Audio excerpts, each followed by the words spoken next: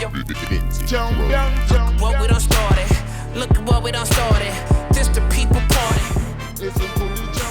What's up, party people in the place to be? It's the BKMC, the Talib Kweli. That's right. We are at the People's Party, the world's best podcast, featuring my lovely and talented and funny and thought-provoking co-host Jasmin Leigh in the place to be. What's up, Jasmin? How you feeling?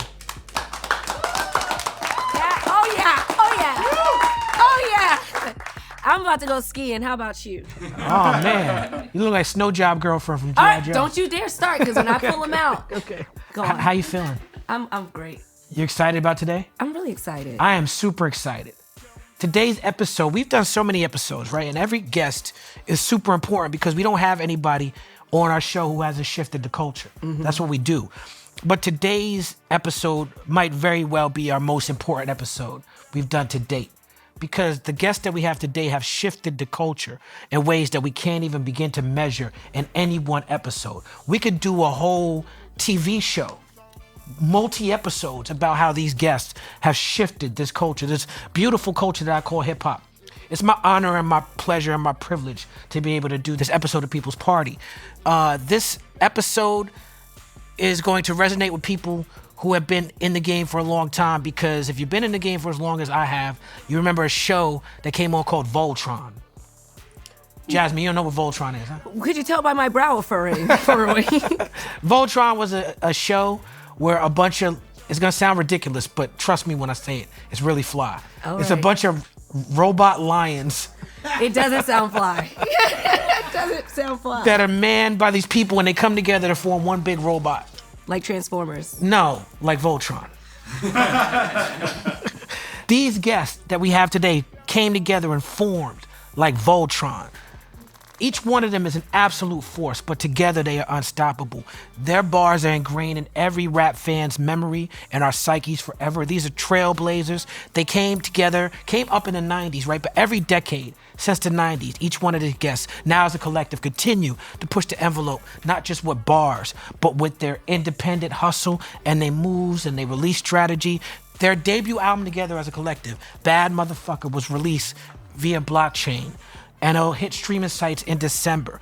Their music video, one of my favorites, this record of the year right here, the song Big Subwoofer, it's been watched 27 million times Jesus Christ. Since it came out. And these are people who are like really been in the game for a long time. They're West Coast hip hop legends, some of the baddest motherfuckers to ever do it. We could talk about each one of their accolades for hours and hours and hours, but we have a lot to talk about, so we gotta jump right into it. Ladies and gentlemen, I want you to put your hands together. I want you to give it up. We have hip hop royalty in the building. We have West Coast legends, some of the most important artists, not just in hip hop, but in music, the kings of the West Coast. We got Short Dog, Too Short. We got the super OG, the Don Mega Ice Cube. And we got the ambassador of the Bay, Mr. Flamboyant, Fonzarelli, 40 Water, Charlie Hustle,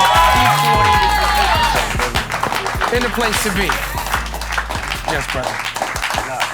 Yes, Short Dog in the house.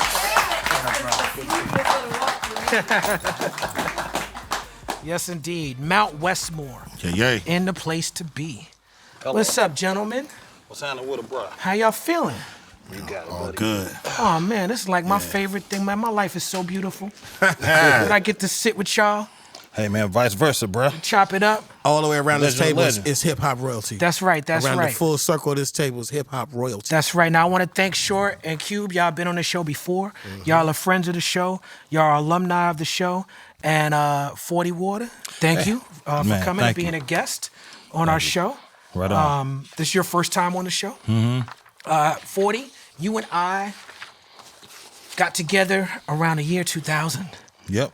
And you invited me. You were very gracious. You were at the top of the rap game at that time, and you were very gracious, and you invited me over your crib. Your crib is the first rap mansion that I ever went to. Is that right? Yes. Oh, thank you. Yes. Thank you, folks. Yes. We had a good time over there, man. Yes, we did.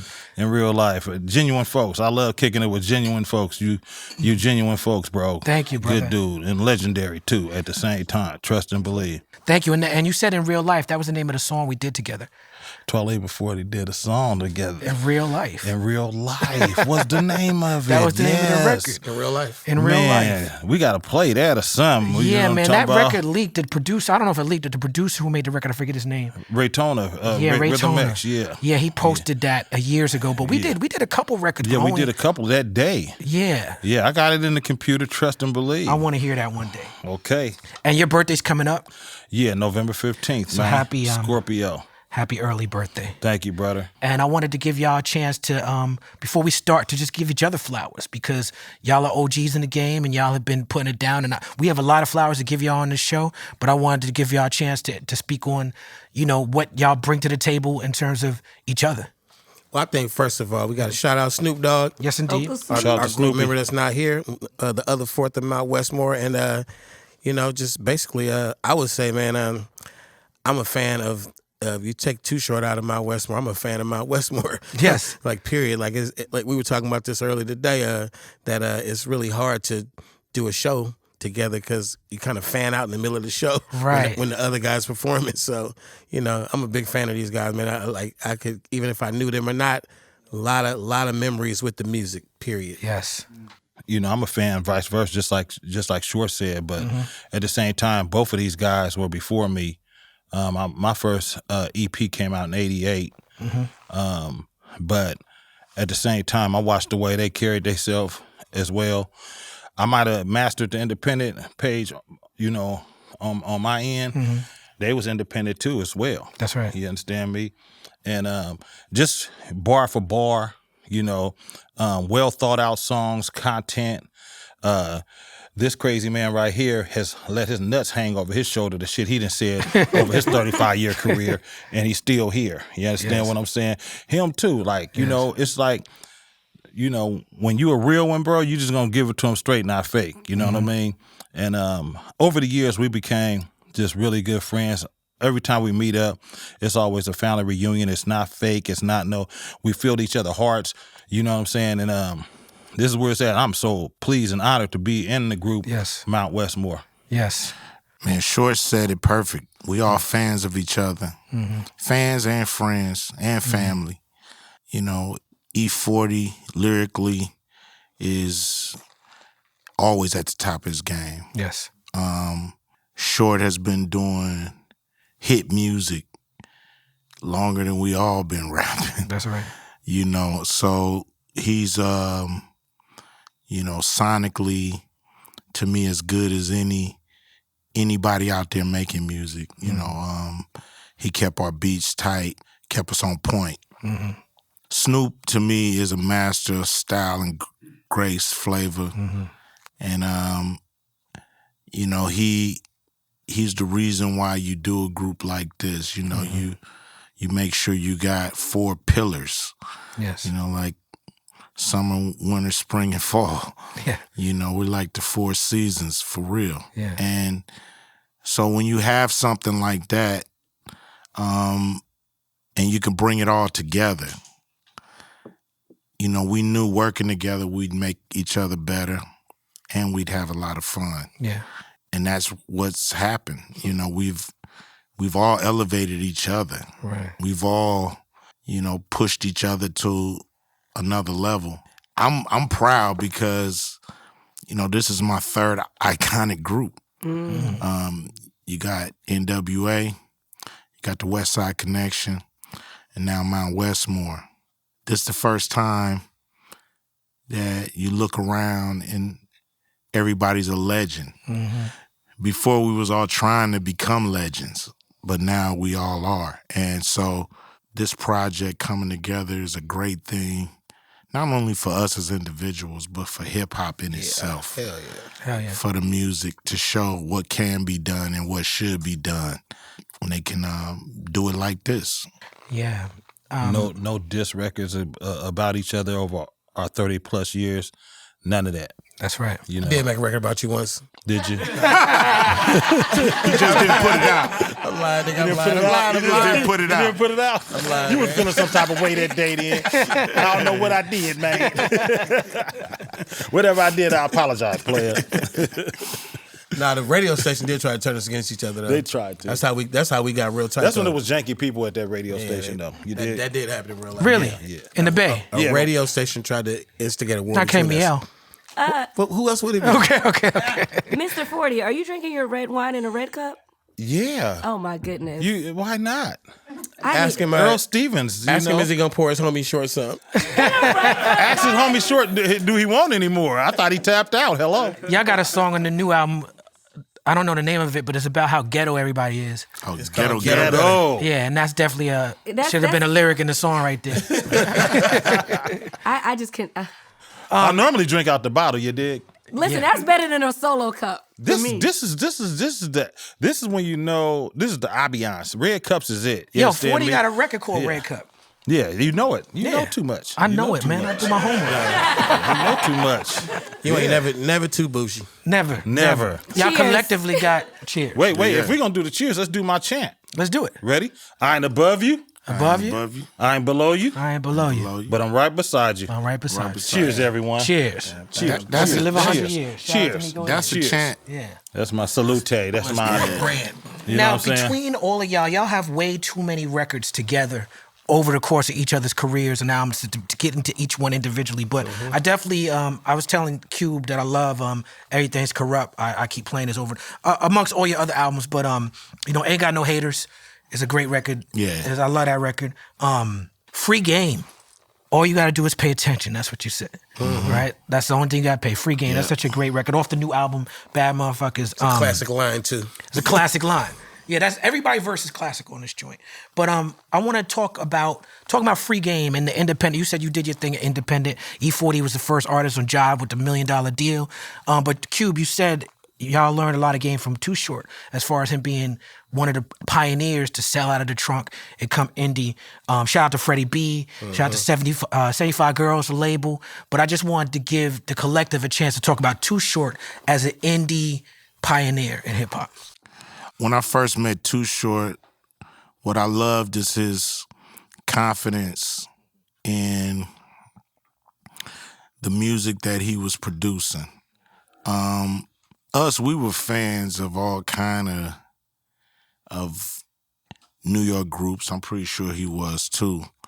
And we would try to emulate him in a lot of ways. But Short never, at least I never knew him to be anybody but Too Short. And all his music has been uniquely him. And so, to me that's amazing seeing a young artist who has, when we first met each other, we were still somewhat locals. Mm-hmm. We were just starting to bubble.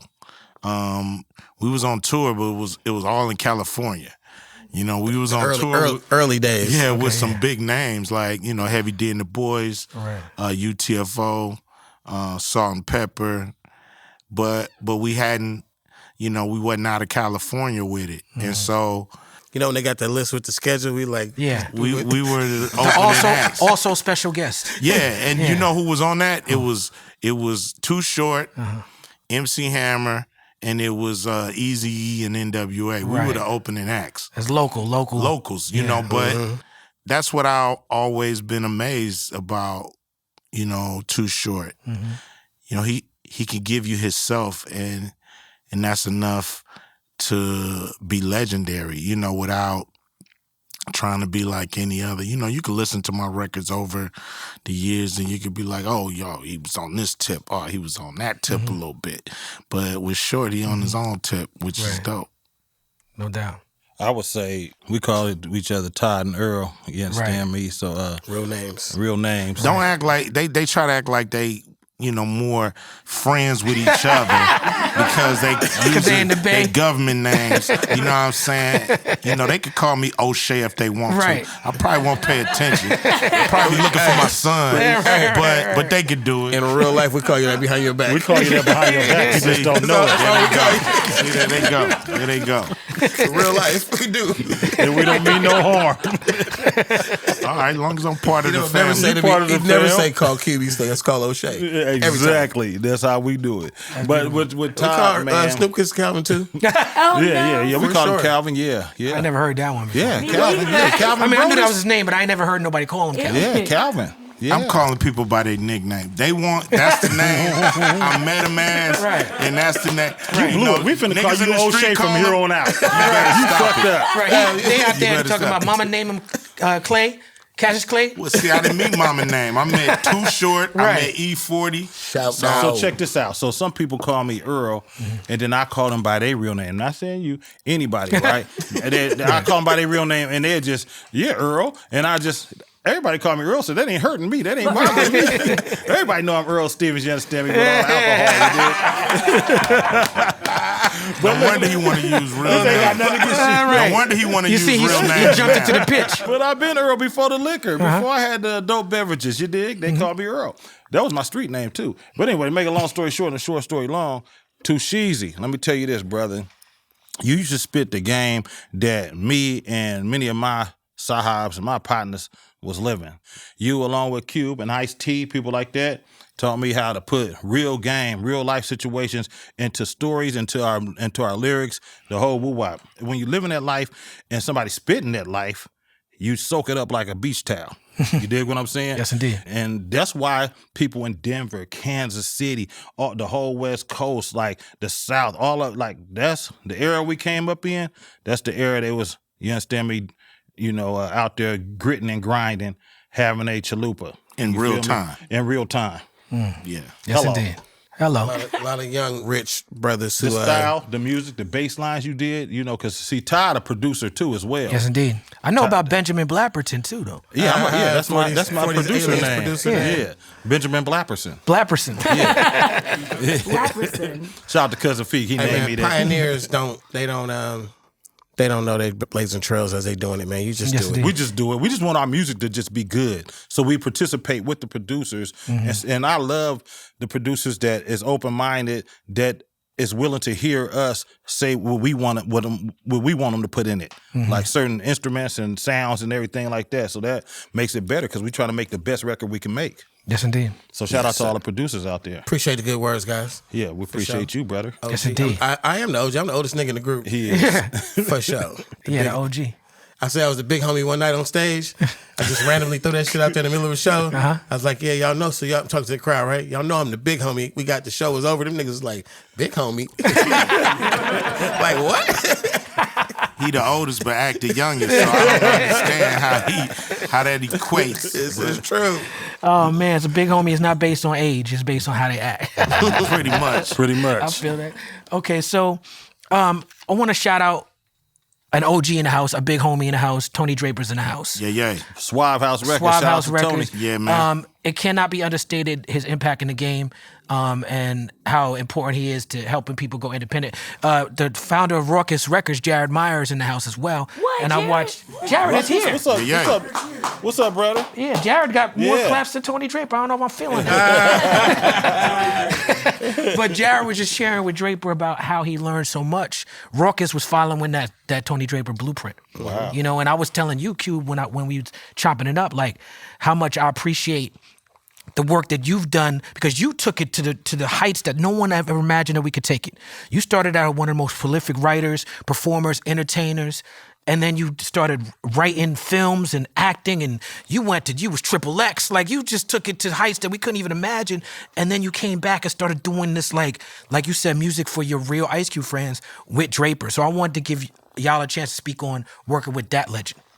Oh man, Draper's been the same guy since the day I met him. I met him Always before solid. you too, just so you know. We always argue about this. Okay. But I got a few friends in hip hop. I could count them on two hands. And he's right there, as a guy who I look at as a brother, more than Business. more than business. A true friend, that we can really communicate on anything, music or just hip hop in general. He's not looking for the spotlight at all. Matter of fact, he duck all cameras. That's right. You don't see him in here I nowhere. asked him to come and do an appearance. He's like, nope, Nope. I'm behind the scenes. And he likes to work. You know what I mean? He likes hip hop. He likes the behind the scenes. He likes the, late night in the studio, the street teams, the whole business. Very appreciative of what the business has brought to him. And when it comes to us, we all felt like we needed a strong personality to manage this group because we all four are strong personalities. We didn't want to bring in our official person to try to run the group. We wanted somebody who we all knew, loved, and respected. And Tony Draper was the name that came up that everybody agreed to, you know, in 2 seconds. And so he's just been a solid A1 dude. And I'm glad that we speaking on him. Yes. I'm glad that we talking about Tony Draper. Hip-hop should know how important Tony Draper is, especially to the South and the Southwest connection.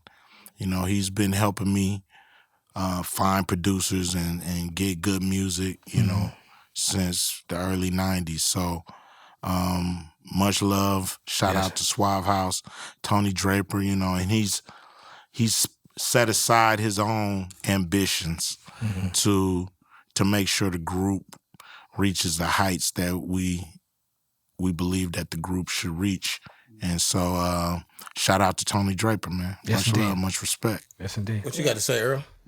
Oh, so first of all, I met Tony before both of these dudes right here. I said that so he would tell that lie. Me and Tony got a lot in common because he was Suave House and I was Sick With It Records. So every time we would read the Billboard, you know what I'm saying, on the rap charts, it would be Sick With It Records or Suave House. Either he leading me or I'm leading him. We came in the game at the same time, you feel me? And I wanted to find out who is this mysterious Suave House. I used to call it Suave Records because that's the way it's spelled, right? Kind of like, one day I meet him one day on an airplane. Okay. And that's how we stay That's connected. divine right there. Yeah, that's what I'm saying. We chopping it up. Yeah, Suave House, I'm Sick With 40. What year was that? Like 91, 92, like 92. You knew him before that? You didn't know Tone before that. Tell your story. You definitely didn't. So Tone been tycooning for many moons. Like, my Yaper was groovy like a drive-in movie. You know what I'm saying? But at the same time, he showed me certain ways to tycoon too. Like, I remember one time, it meant a lot to me because I never did this back in them days. Like, he took everybody out, the whole crew. It was like probably 20 of us. Spent about $3,000-$4,000 just on just one dinner. And that meant a lot back then. I mean, you know, we do that all the time now these days, but I'm saying back then, you know what I mean? That's just how he carried himself. He always rode out the red car, picked us up from the airports. Us, 8-Ball, MJG, you know, Primrose, you know, that's my guy. You know Primrose? No. That's 8-Ball. Okay. Yeah, that's my guy. I know 8-Ball. Yeah, 8-Ball. I know 8-Ball. I ain't met Primrose yet. Government. So we had just good times. There's always a family reunion when Suave House and Sick With It get together. You Yes, understand indeed. me? And he always been solid, not solid. When Cube once he suggested Tone play this position in Mount Westmore, we was all thumbs up, every last one of us. That's right. Salute to you, brother. We love you, Tone. Yes. Salute to Tone. So the other version is. He ain't gonna stop. No, I'm just saying, bro. Like, I love the banter. I'm actually gonna give you like I never really like dispute you say I knew Drake before you, but like I'm like that's cool. How y'all got down, you know, this shit, the business. What'd you mean? That's my homie, man. I know the nigga from Texas. I know the nigga from Come on, man. Atlanta. Don't come with that. That's Like, my that means he your homie That's more than my all. guy. I'm saying how y'all did like the little business shit. No, like, no. This is my nigga. We ran the streets. No, we did things. That's my guy. We did That's things. my Come on guy. now. Did you He know don't that? want to tell you this. I'm Did gonna you- let him all right, tell you, but all right, look, he did ain't you gonna know? never tell you Let me this. give you some hip hop facts. Okay, facts. Did you know that Tupac, Kendrick Lamar, and Ice Cube was all born 3 days in a row? I didn't know that. Did you know that? That's some MC Ren in there numerology for too. that ass. So what you finna do? Did you know that Tony Draper, Too Short, and Master P all born 3 days in a row? Okay. Same Did you shit. know? Wait. Too short. Did you know? I just need a date. Did you know I share the same birthday as ODB? Really? Did Odell you Beckham. know that there's more Scorpios in hip hop from Drake to Puffy to, you understand me, to E-40 No, we did not know that. to Reverend Run? Did you know- Listen, did you there's know- more Scorpios in hip hop in the history of hip and they all bosses. Hey, Did you know that I share a birthday? I share a birthday with A$AP Rocky, Black Thought from the Roots, Man. India.Arie, Come on, Libra. Gwen Stefani, and I think David Winfield from the New York Yankees. I'm not sure about that one. Where did he he I come remember from? David Winfield. He was David, dope. he was All I got, me and Big You a Gipp. baseball dude. Yeah, he used to throw in the outfield. He was left field or That's right right. field. He's right field. He's and a he had that baseball left. dude. Was he The lefty? fact that you and Yeah. Black Thought are born on the same Yeah, day. that's is crazy, dope, right? 'cause y'all them That's MC, very y'all prolific. next level MCs to Man, me. that's the Like, guy right there. Legendary. Yeah. Shout out to Black Thought. He don't get his propers like he Nah, should. Nigga, I got that Big motherfucker Gipp right from the there. Good He do Bob, get him, nigga. but he should get more. Pretty Yeah, Bob, he Big Shout out to Gipp. Big Gipp. Me and We Big got Gipp, listen, man. Same Listen, guy. hey, let's do our due diligence. Let's do a poll. The most famous hip hop Scorpios. Man, nobody give find a out. fuck. Scorpios. Hey, you. Hell no. Next. Hey, check this out. You know, Next. look. Come on, man. Them two double team me all the time. I stand my own, buddy. Look, Scorpios. You know Scorpio season, so I got the right to Scorpios are talk shit. alright, but All right. Scorpios is it. What do you Scorpios. thought? honestly, Nobody care they about just kind of Scorpio go. since They just So fall. you They can just talk kinda about me. do Grandmaster kinda Flash You do gonna and talk their about thing. Furious me, 5. French Montana, Fabulous. You gonna talk about the Ain't boy nothing- Drake. You But gonna talk who the you only Scarface? All right, Wait, wait. wait, The only- wait, wait. More Drake famous is than October's Scorpio very own. That sounds like a Grandmaster reach. Flash and the Furious 5. No. Scorpio, Grandmaster Flash and the Furious 5 is more famous song. Why you gone, dude? Oh my God! Yeah, Scorpio, yes. Alright. He had a hit. He had slaps. For Hey sure. man, on the serious side, though, seriously, my man Draper is basically the fifth member of the group. Yes. Basically in spirit, mostly because he, like he said, he has the passion for the group. Passionate about and it. I think that the history of what he did in the game, not just giving us 8-Ball and MJG, giving us Tila like Southern classics, like when that shit was just stirring up. Space Age. Space Age. Like he was there, man. He was there in the trenches, like I was in contributing. that video, Space Age Pimpin' too. Contributing majorly. So I think that his down south West Coast connect is how he knows all of us as friends and business associates That's right. over the years, and that means a lot right now. Like he knows, like Drake went through New York and sat at the boardroom tables and did the deals and fucked with him. He been through all the companies all through LA. He he know the motherfuckers from all through the Midwest. He you know what I'm saying? He was there. So he was perfect for what we wanted. We didn't want a guy who was just like button up shirts and ties and shit. We wanted somebody that was us. He's us. That's right. But at the same time, all of us know the game, and so Right. does he. So if we can't all be the leader of the group, so to speak, and like be the one that is a member of the group, and I'm doing all the Right. work, we need somebody that is us. Well, I said y'all form like Voltron. Voltron had 5 lions. Exactly. You know what I'm saying? So he the 5th. You find out you like them 4 dudes made a group, and then Draper's their manager. You like, oh shit, Oh shit, I'm in. And Come on. DJ Pooh's our DJ. Oh, So come on. that's crazy. Forget about it.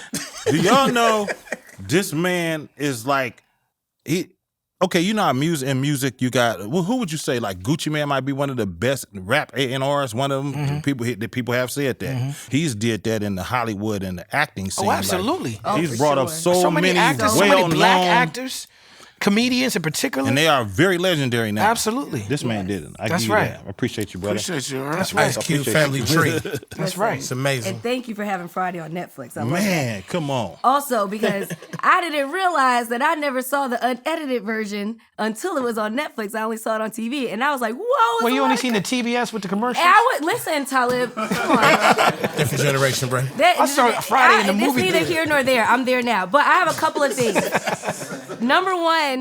E-40, I love your hat. I don't know how it's sitting on your head, but it's given. Beanie cap rolled up, It's- sitting on top of their it's head. given. Secondly, I want to shout out one of my favorite Libras, because Libras are the best in the game, Uncle Snoop. Really? I know he's not here because he's probably doing a commercial or another kid show or something, because if y'all didn't know, How Snoop did we also get on does- Libras? I thought it was Scorpio. I mean, Libra over everything. A I'm Libra just is saying. almost a Scorpio. No, they're A few not. more days, yeah. No, the y'all are 24th? almost Libras. But how about that? That's backwards. That's Libra is a backwards. gang. Y'all got Respectfully. Usher leave it at that. We got Usher, we got Leave it at Lil that. Wayne, we got Talib, we Don't got stop. Snoop Dogg. We got Come on. Dave Winfield. We got Kamala Harris, the first I got black Randy vice Savage, president. Macho we Man got Jasmin Savage. Leigh. Same day we was born. Google it. Randy Macho Man Savage. Hey man, y'all really November want to do this 15th. because He asked her hard-hitting questions here. Libras hold over on. Ice everything. Cube's a Gemini. I'm a Taurus. But the we bull. air signs. Hold on. If I sit here right now and Google famous Tauruses, famous Gemini. We're gonna shut all this shit down. Like we really And like. why are you trying to group Gemini? They're not trying to group with you. You a Taurus on your own. I just said you're gonna be in trouble if I just bring up those two alone. It's shutting it down. You can't add all that in guys, there like don't that. fight me. I just want to ask my question. Call which me now. is You started like that Miss Libra Cleo. gang shit up in here. Miss Cleo No, shit. he Y'all the only ones they started call a it. gang, Libra gang. He started Everybody it else is this just time. y'all Libra gang. What the Listen, fuck? I didn't We're start here this time. I just horoscope banging and continued shit. on. Can we discuss Snoop's importance to the group and to the game in general? And wasn't it his idea to take it to the metaverse? Okay, so his importance is he's Snoop Doggy Dogg. Nah, D-O-double-G. but Snoop is all of our friend. He's the most recognized face on the planet. Like, not in no rap shit. I'm talking about overall in life in general. Every part of the universe, they know Snoop on Mars. You understand what I'm saying? I mean, he's tall built. He got his own look. He's a character. One of the best rappers that ever did it. You understand me? I mean, why not have somebody like that in the group? West Coast fixture. It was beautiful to have him and Cube represent not just the world, but, you know what I'm saying, Southern California. And me and Too Short represent Northern California. We the West Coast, so we became Mount Westmore, you dig? But I'll let y'all take it from there.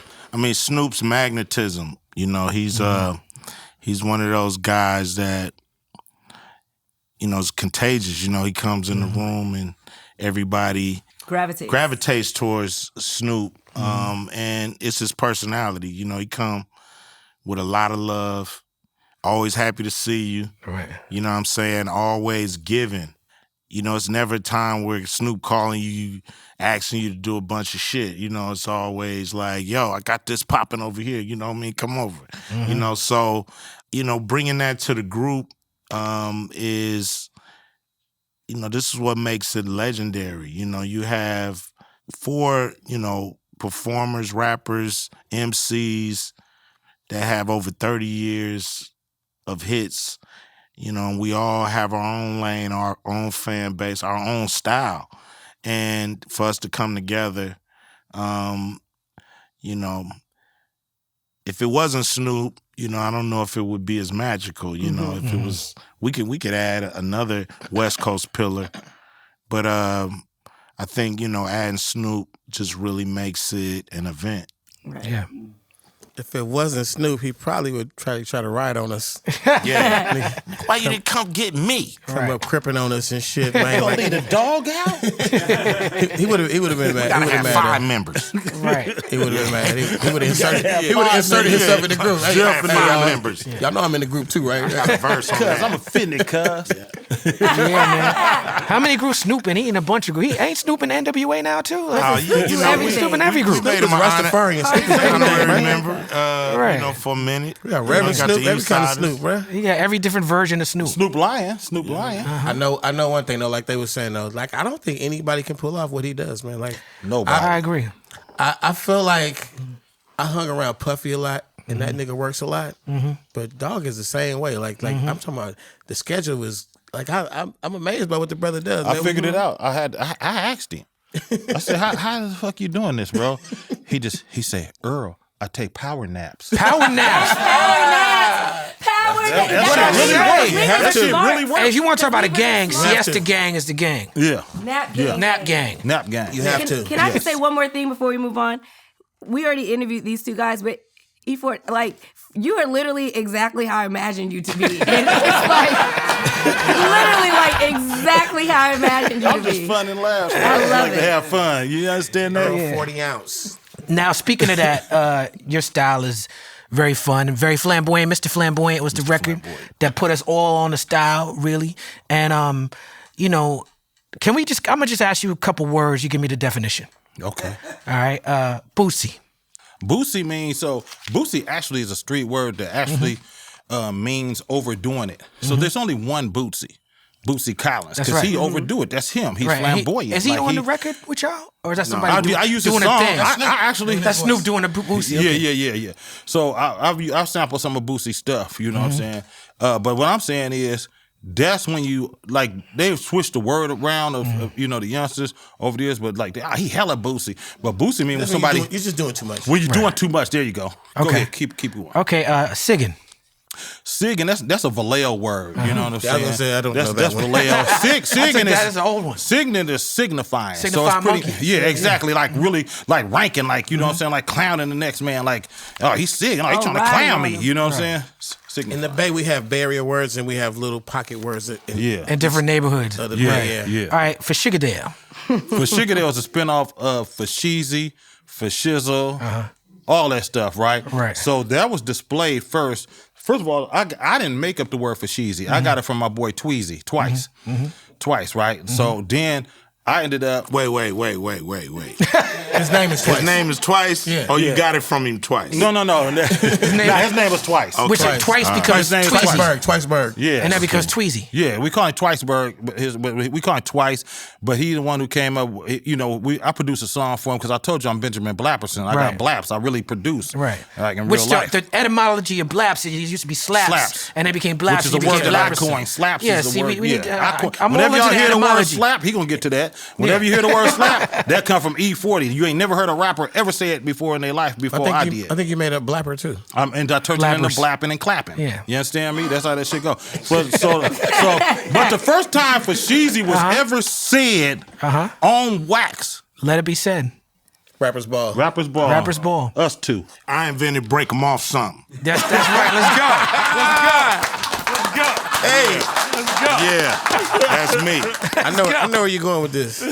He about to take So away a lot let of me hip hop finish up. names. So look, check this out. So I ain't never been one to complain. Actually, I feel like all slang words and all that stuff that I coined and Evolution of contributed, hip-hop. it helped hip hop. You know, and Yes. if they don't use it, like if it's just us using it, it ain't gonna go nowhere. It ain't gonna, you know what I mean? I don't have no problem with Give it to nobody the world. using it. Give it to the the world. You know what I'm Trying to make saying? fetch happen. So me and I mean, if Sheezy. it wasn't for this man, we'd still be saying like fresh, dope, funky Right. fresh. Yeah.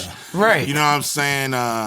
That kind of shit. Stupid dope. If You you know, take fat. away for Sheezy, Fat. If you take away, listen to if you Todd. take away for Todd. Sheezy, what do we lose?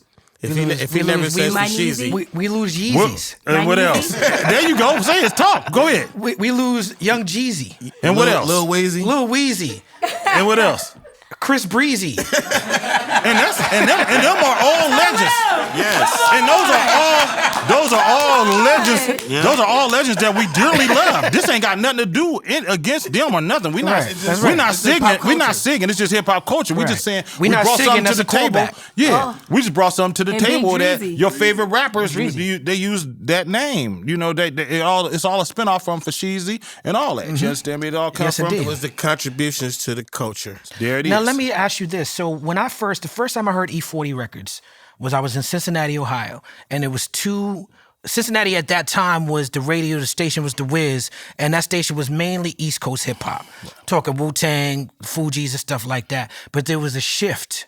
There was a shift where they went from East Coast to predominantly Master P and E-40. And the records at that time, when I was in maybe 95, 96, I'm thinking, it was Ice Cream Man, and maybe it wasn't Ice Cream Man, but it's definitely E-40 Federal.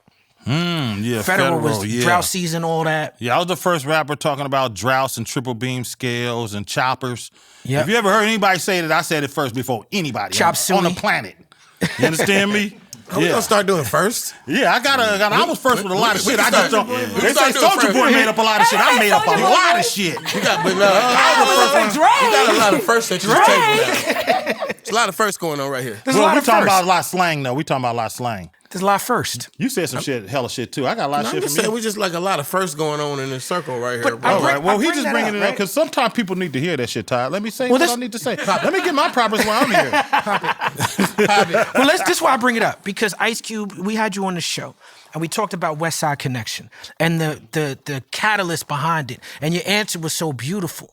And you represented, I think, for a lot of people who felt shut out by the elitism of the East Coast, the need to make that group. And I know for you, 40 in particular, like you was out there getting dissed by Rasheed Wallace and Biggie and Jamie Foxx, and people was saying public because your style was so unique. People wasn't used to hearing something like that. You would get played, people in certain cities, markets was fucking with E-40. That's But right. then the stars in that market wasn't understanding it. That's because it was over their head like a military stealth plane. They couldn't see it. Right. Off the radar. It was off the radar. Right. They caught it, you know what I'm saying? I told them to make like Hines and do some catching up, man. Yes, indeed. Hey, yes, from, indeed. from the Bay early on, we measured our rappers as to what you say. So if you know Bay Area rappers always try to say something. A la Tupac, Souls of Mischief, on down the list, Boots Riley. Like our rappers say something because if you don't spit some kind of something in there, it don't gotta be a flow, but it gotta say something, and somebody gotta like feel you. It can't just be like you in your own world. You have to say something that's touching people to get out of our shit. So to get up off the ground and be like, I'm a Bay Area rapper and stand up on your own, like, so my shit was shit talking. You know, I produced some bass shit. Yes, you You did. didn't know that, huh? What you produced? Dale the Funky Homo Sapien. That's right. Cousin, That's huh? right. That's right. I wish my brother I George wish was my here. brother George was here. Right. You got a brother named Produced George? by Ice Cube Which is the and- start of the got high him in I road. remember he DJ is your Pooh. cousin. I Right. remember they What? said that. They said that no, too. it was George Clinton he was talking about, man. Yeah, I wish my brother George. I went to the Bay Area in 1995. I took a Greyhound bus from New York because I wanted to go to the Good Life Cafe because I wanted to meet Freestyle Fellowship. And I met Mystic Journeyman, That was a dope Tom and place too, Corey. by the way. It was the shit. And they invited me, Living Legends. Yeah. They invited me to the Bay. They said, listen, the scene in the Bay, I stayed at the Living Legends house and they had all they had was a couch and top ramen noodles. That's all they had in there. And they was like, all we eat is ramen noodles. I was like, this is crazy. I can relate to that. Listen, and they introduced me to. I wanted to go to Leopold's because your cousin Del Leopold's. worked at Leopold's In Berkeley. In Berkeley, and I was like, I want to meet Del the Funky Homo Sapien. So I went to Leopold's in Berkeley, and Del wasn't there, but King San from the Who Riders was there. Right, he was hard. the big boss up there. He was selling The Who CDs, Riders. and this is the first time I ever seen rappers selling CDs. I never seen that. Being from New York, we was all about the radio, and you know what I'm saying. Yeah. I was like, yo, you standing outside the record store just selling outside your own slinging them? shit. Yeah, he's outside slinging them. Yeah, man. He was like, yeah, you know, we Hobo Junction. We rock with Saphir and them. I'm like, okay, I rock with Saphir. He invited me. I stayed at Saphir crib that night. This is 1995. Wow. So you know what I'm saying? So all the Bay Area rappers. Yeah. The rappers. I met So them one in thing the about street. the Bay, we had game spitters, and then we had like MCs. Yeah, rappers. Real Like rappers. Yeah, Like was an them MC. dudes, all them dudes know how to battle rap and all that shit. They know how to do Freestyle shit to I the don't know how to do.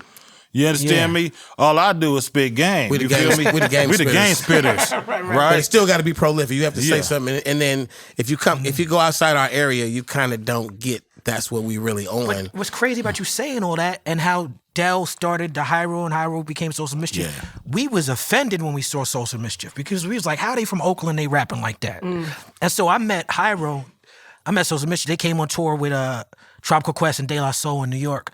And I went to the show and we stand in the front, like me and my crew, like we want to battle them.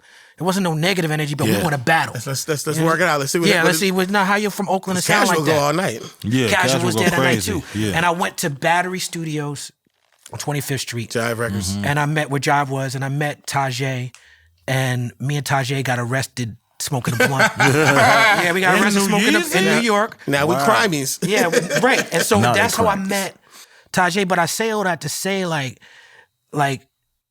our attitude towards Souls of Mischief was based on this East Coast elitism. And so I feel like this group is very important to push back against that. Even in this era, we're past all that, right? Like that was a big thing, but still to see y'all coming together on some West Coast shit is super dope.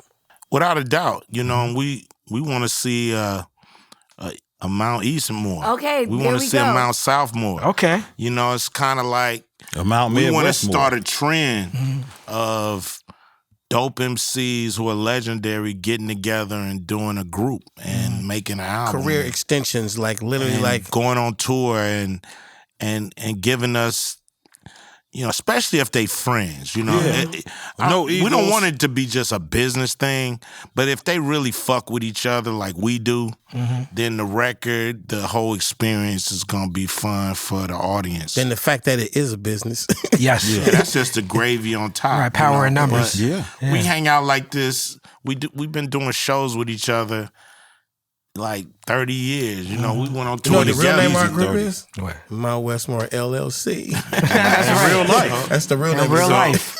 So Real life. I want to say we had, Ice Cube, you were one of the first people that we interviewed.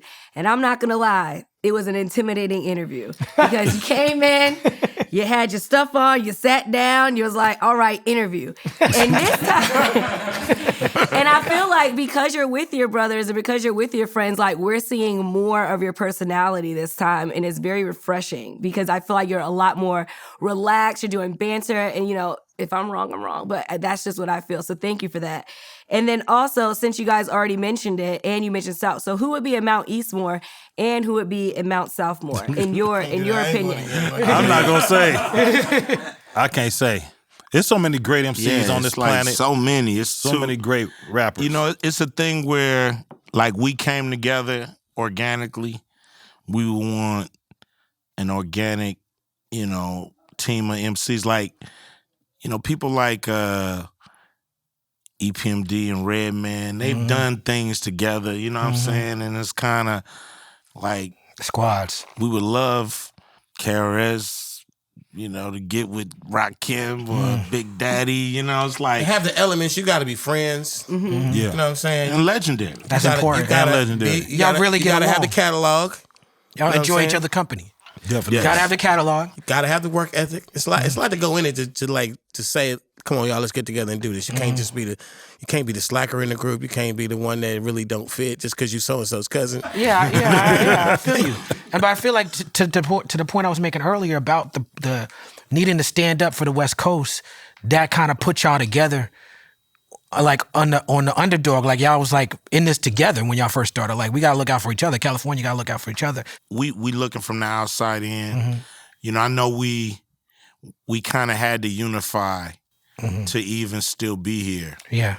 Like you got New York as the Mecca. The next run was, I mean, Philly had a few guys, but the next real run was on the West Coast. So to make sure that wasn't just a blip on the radar because then it moved to the South, we really had to push, you know, every picture after 95, you see me like this. Right. Throwing up the dub, letting the world know the West Coast is here and we here to stay. So I think in doing that, we all kind of adapted that feel, like, yo, we gotta represent for the coast because first they was on it, now they counting us out. Once again, we gotta make sure that, you know, our legacy, our history isn't just forgotten and wiped away because they're on to the next spot. You know, it's Atlanta, Texas, it's Chicago, whatever. So I think we had to do it like that, and it did kind of solidify our underdog attitude, and we still roll with that underdog attitude. I would love to see Jay-Z in a group with somebody. Yeah, I mean, Jay-Z, we would Nas. Yeah, you know what I'm saying? It's On that page, I would say Jay-Z, Nas. I had to put Busta in there. Busta, come on, Busta here, because he'll bring a whole nother flow to the group, dynamic. You know, I was naming that's names. kind of like what I am. If you asked me that question, I would answer 4 different names every time. Every time, depending on your mood. The one, because of who I am and how, it's like what music does to me, I'm always going to just be like, Naughty by Nature got to be in it. Yeah. They got too many hits. Right. I'm thinking catalog and stage show. Like, and I just see Tretch now still walking around with his Tretch got lines from Cube. Nigga won't put no shirt on. The craziest. You know what I'm saying? Like, nigga won't put his shirt on. Still got that. I mean, he's still, black don't crack. You know what I'm saying? Yeah. Well, let's do that. Let's do Mount Eastmore real quick. Let's do it. Jay-Z, Nas, Busta. That's Jay-Z, Nas, Busta. That's 3 already. Even if you did LL in there, it would just be crazy. That'd be dope too. But does it have to be New York or the East Coast? Redman, somebody from Wu, maybe a Ghostface. Ghostface. All the Wu-Tang is dope to me. Yeah, so I don't know who we would put. That fourth one, I don't know who to put. I don't know. Fat Joe would be good. Just to Fat Joe would be dope in there. That's it. Fat Joe, Jay-Z. That ain't it. You only can pick 4. And you got to be lightweight. And you got to be lightweight. You get a manager. You got got a And manager. you got to be a little lightweight, more Rakim, current. Karen. You got to be a lot We more. leave them out? No, we Karen's got need to put catalog. them in Yeah, a whole nother catalog, cat. man. Them dudes are super legends. Like you got to go. You go with the boy Coogee Rap. You go with Rakim. You go with Big Daddy Kane. You go with you doing rap But you also That's what I'm have to saying. I think it needs to be categories. But it like has to be people that it got to be mess well in a certain group. categories. Like We can go all night, classic classic Mount Eastmore, and then I don't know how we would say it. It's just I so think it's many because raps. New That's York, why I don't even like speaking on the this way shit. the history of New York is because it started You know what I'm there. saying? There's so Like- many layers to it. Cali is like you got one dude from LA in one era, one dude from LA in another era. You got the Bay Right. Area, like But y'all, New York's not y'all that it big. still feels right together. Right. New York is like, I don't know. This is too hard of a question. Ours feel It really is. like I haven't seen not one person argue about us being Mount Westmore. You know what? Young or And- old, they just can't. Why? How can you do it? It's some cats that would qualify. We're not saying always, qualify. We're saying I our always honorary situation. mention though. Like I think Warren G has the He the definitely pedigree, do. Absolutely. as well as DJ Quick. DJ and the Quick. I wish it was Quick, 10 yeah. people that we can put on Mount for Westmore. sure. Wait, you know what I Be would real. love to see? Like, niggas have the pedigree. What would you like to Man. see? You know, well, he's dead. I mean, he's died now. But DMX, Ja Rule, and Jay-Z were supposed to be in a group. That and I feel would've been like dope, too. I would have loved to see that. And I DMX feel would have probably been that fourth member Oh, for of sure. Mount Eastmore. Yeah. We can't sleep on Will I Am either on the West But Will- Coast. Shout out that to too. Will I Am, who is now a student at Harvard at Business Harvard School. University. Sweet. That's He dope. didn't even have time to be in the group. He's a time traveler. He has time. Yeah. Will I Am is from the future. That's Yeah, what he I'm really saying. definitely is. Yeah, He dope on Dope another as level. fuck. Yeah. Now, let's go back in the Genius. past a little bit. We just came on the 31st anniversary of Death Certificate. And Ice Cube, your catalog is foundational to hip hop. So many good records on there. Steady Mobbin'. There would be no Strong Arm Steady without Steady Mobbin'. Shout out to Strong Arm Steady. Colorblind is such an amazing record. It critiques the gang life, but you also had My Summer Vacation, where it's talking about the influence that California had. California hip hop, gang life altogether has such a big influence on the rest of the world. Bird in the Hand, to me, is one of the best written songs of all time, of any genre. You know what I'm saying? So I want to thank you for making that record. And I want to talk about you as a lyricist, and I wanted to give the group a chance to talk about Ice Cube and NWA, by extension, impact on the game. When we did Death Certificate, we wanted to make a record that was impactful. You know, it wasn't about dancing. It wasn't about getting on the radio. It was just really about just saying what's real. We had learned a lot from the Bomb Squad and working with Keith Shockley and Hank Shockley and Eric Sadler, Chuck D. And so between me, Sir Jinx, DJ Pooh, Rashad, even Battle Cat, not Battle Cat, excuse me, Bobcat. Bobcat. Bobcat. I was like, damn, Battle Cat was early in the Yeah, Bobcat. Now it's Bobcat. Bobcat was with LL. Yeah. And we just wanted to make a record that was strong, that was real. It's like an opera too. It's like a movie. Yeah, you know, Sir Jinx is nobody can put together skits like him. You know, he's a master at skits and you know, and music and concepts. And we wanted to have a very conceptual record. And, you know, I heard a rhyme when I was young from Chuck D, when I was younger. And it really stuck, you know, in me. He said, I don't rhyme for the sake of riddling. Like, if you gonna rap, you know what I mean, spit game, you know, give me something. Don't just give me some shit I can learn Rhyming. in a nursery rhyme or in, you know, in the little kids, some Mother Goose bullshit. You know what I'm saying? Give me some real shit. You an MC, you got the mic, and this record is gonna live longer than you. Like you're gonna leave this behind. So spit the truth, you know, to the young black youth, straight up. And so that's been my focus. Like, we know it's, you know, you gotta rock the mic. You gotta spit game. You gotta talk shit, but you gotta give people some game. Some food. Yeah. Yeah. Or you just wasting your time. Yeah. And theirs too. Food for the brain, man. That's Go right. listen to those old NWA records. Yeah. Before Straight Outta Compton. Reality rap. Listen Yeah. to him and you're gonna hear Ice Cube. He's every bar. Like he wrote all that shit. Like That's all right. that dope man, gangsta. He wrote all that shit. Like And still had bars you as a could hear, solo but you could artist hear. after that. Even I was listening to Easy Does It one day. I just let the album play, and you could fucking hear Ice Cube all through the shit. Even though it's other voices, like Dre might be saying something, rapping something, or Easy might be rapping something, but it's Ice Cube's pen, and you hear the shit, and it was fucking And statements. DLC, I got to give some shout out Shout to out to the DLC. doc, yeah. He came He along. was on the pen, Yeah. and MC ran. Can't lead him out. He wasn't on them records before No. Straight Outta Compton. No. Yeah, so I'm talking about the before Straight Outta Compton era, what brought me into the whole NWA as a fan, like Yeah. just like just fucking loving what Easy was doing and what Dre was doing, what y'all was doing, bro, for real. Now it's important to hear you say that. It's important, and y'all all, 40, for spitting game. Too Short, for pimp lyrics.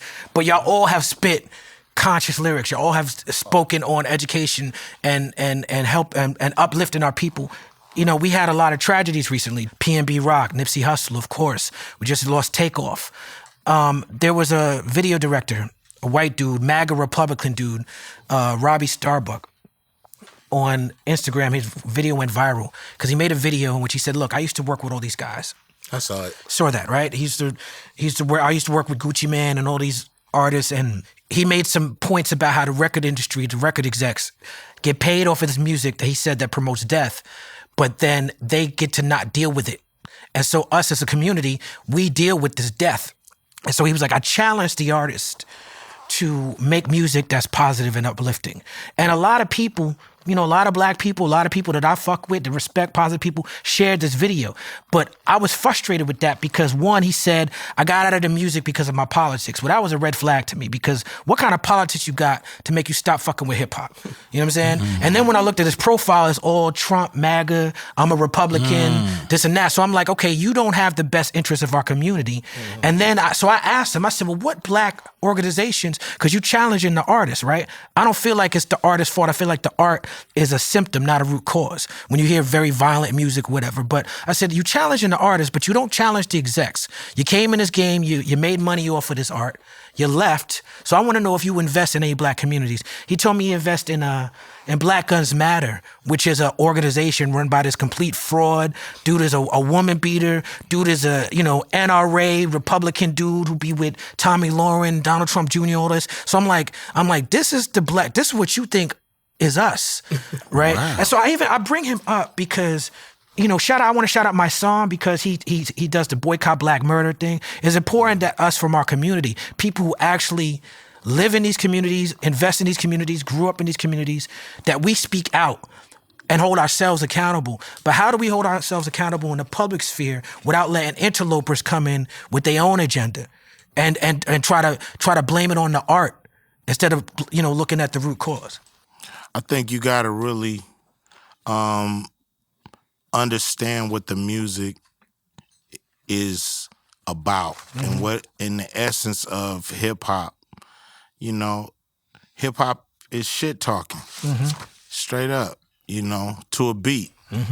It's kind of hard to play football without getting tackled. You know what I'm saying? It's hard to be in a boxing match and not get hit. The shit talking is part of the game. Now, what we spit about, it could be harsh. We talk about the good, the bad, and the ugly in our community, and we should, because if it's a reality, of course, artists are gonna make art, music, paintings, whatever from it, television. So at the end of the day, the music and being creative with it is positive. Yeah. Because it's happening without the music. It's happening every day without any rap. People think the world was so great before rap music, and that's bullshit. It was still fucked up. Our communities were still hurting. Thank God we came up with this hip hop, this music that created so many industries and so many different jobs and different careers, you know, not just the rapper, but everybody's, you know, around the industry and the music. You know, people not gonna always like, you know, every lyric. But at the end of the day, to have a young dude get on the mic and rap about some shit is way better than him going out and doing it any day of the week. I agree. When I was a youngster, the songs that I would make that were positive were packaged as videos, visuals, try to get on MTV, BET, whatever. The ghetto. The songs that I made that were like super explicit, we didn't shoot any visuals of those. It wasn't really my choice. It was a label choice. Like, we can't do this. Like, we can't put that out there. Freaky Tales can't be a video. And it was just, that was where the industry was at. Somewhere along the way, the industry, the powers that be, and we Started know of, getting all explicit we know of stuff all on kind the of radio. conspiracy theories of how that came to be, but the powers that be decided we should push this other shit more, because the more positive shit was the only way to get your shit in the mainstream, was to not be explicit or to not have this wrong content. We're not radio stations, labels. We're not pushing that shit. So at some point that shifted, and you could sit here and say the music got more violent, the streets got more violent, the music is reflecting the streets, but that same music was there. It just wasn't mainstream. And It didn't hit the radio. You know what I mean? and now that it is mainstream, why is it mainstream? How did it get to be mainstream? Is part of the problem of what we're talking about. What the fuck is the problem? The problem is we were going to digest the shit anyway as realists who listen to hip hop. Give it to me. I'm going to take all hip hop is this one word, this one genre, but really in reality it's fucking 15, 20 genres. Right. It's never been the same fucking thing. I don't like all the hip hop you like. I don't want you to like the hip hop I like. We find it from different places. It's all over the world. But I'm saying, like who's pushing this shit is a part of the problem. Yeah. You know what I'm saying? The fact that we making more and more of it, it's more rappers now. We're gonna manufacture more of this shit. It's more shit going on out there. We're gonna hear this shit some more.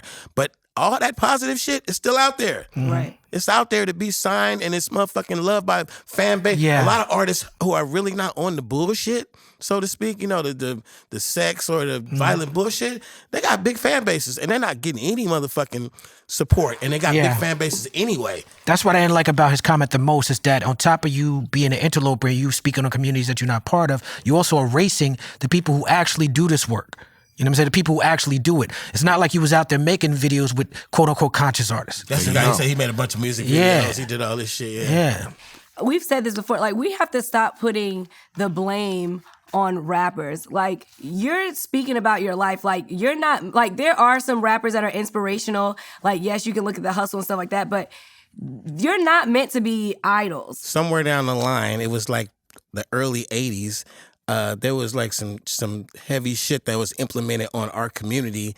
It came in the form of like the war against drugs and the war on crime and Reaganomics and all this shit. And we had these beautiful communities and shit. We had this pre-crack existence of you know, look at a movie like Crooklyn or some shit, and you'll see it wasn't fucking, the hoods wasn't infested in shit. And I think what you're experiencing now, and I always say partially, part of the problem is also these people were taken away.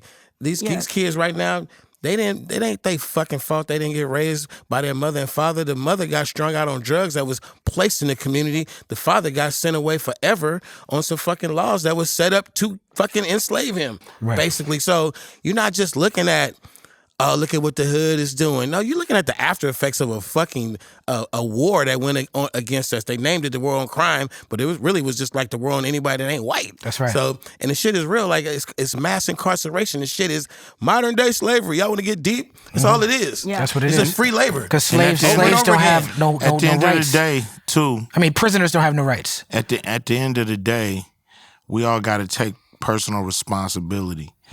You know, we always want to look to somebody as the reason why we fucked up or why we doing this. And we give people a lot of excuses to lean on and use. And if you give people an excuse, they'll use it most of the time. But when you're very young, you know the difference between right and wrong. And most people know when they're doing wrong. And we've all been pretty much exposed to the same thing. Why didn't we turn out fucked up? You know, we was exposed to the same horror movies and the same cussing. We got our ass beat. and the That's why we didn't sameness. turn out fucked up. You know, you should be able to talk your way out of anything. I agree with that. In real life. But so what we got to do is stop having the excuse. You know, there's been cussing, fussing. There's been crazy acting people since the earth been going around. Since the beginning of time. And so rap music is just an extension of who we really are anyway. And so we got to stop faking the funk, and we really got to look at ourselves in the mirror and figure out what kind of people we want to be. Now, at the end of the day, you got somebody who going to listen to a song and go do something crazy. You know, they kind of get what's coming to them if they not intelligent enough to make their own decisions. Yeah. To piggyback off that, I really love this information record you have off Vault. You're talking about colonization. You're talking about white supremacist status quo. You're talking about having the need to, they're taking out Black history out of the schools. 40, you had this verse you got on Wake They Shit Up. It's crazy. Like you had Dr. Cornel West, who's a family friend of mine, on your album. You know what I'm saying? Like, I don't think people know that E-40 does records with Dr. Cornel West. You know, Got Cube. a couple of them with him too. A couple, right? Yeah. Cube, of course, you a classic gangster / conscious. You know, you've always been showing up on that level. On a new album, y'all got this record Tribal, and I feel like Tribal brings all of this together. And I'm excited for people to hear Tribal when it comes out. But I just wanted to know how y'all approach to writing lyrics as grown as y'all become older gentlemen. We think it out. We think more. And some of the stuff we used to say, I kind of leave it alone. Because, you know, I'm hard-headed. When you know, I like painting pictures and shit. So a lot of people don't know I've been married since 1991. You don't hear me cutting up or none of that shit out there. Congratulations, right? My lyrics, I'm just, like I said, I have a verbal paintbrush. You know what I'm saying? I'm just an artist that's, you know, speaking for people that ain't got the platform to speak. You understand me? And I'm a storyteller, just like you got actors out there and actresses. My whole thing is to, now I think a lot of things out. Some of the stuff I used to say back when I was a young mustache, I wouldn't say it now. That's why I don't knock some of the youngsters with what they saying. Because they just really just rolling with the times. We talk about riding on shit and everything, but I always had consequences and repercussions behind anything I rolled on. You understand? I always said the good. I always told the bad part about if you go and get on somebody's head. Mine was always Tribal was defense. the E-40 song, by the way. Okay. E-40 hook, beat, concept, brought it to us. We ran with it, but It's a beautiful song. Earl gave birth to that. It's like what it is just speaking your mind. People don't know how many positive songs I have out there. All my songs are positive, you ask me. Tribal in is a certain Africa. way. Tribal is penitentiary. Tribal is young homies in the streets. That's Tribal right. is us. It's us. It's black. The thing about it is our culture raises the evaluation of everything. Everything. And I ain't just talking about rap. I'm talking about the culture. I'm talking about as far as the dance, as far as just everything. Just not just dance, but anything that has to do with urban culture raises the evaluation of a lot of shit. Trust and believe. Some people want to participate. It's all fun and games, TikTok and all that. But when the shit go down, they back up like a sea crab. You feel what I'm saying? I'm gonna give it to you straight, not late. That's right. Or fake. You understand? So The hip hop microscope. come on. So at the end of the day, we are entertainers.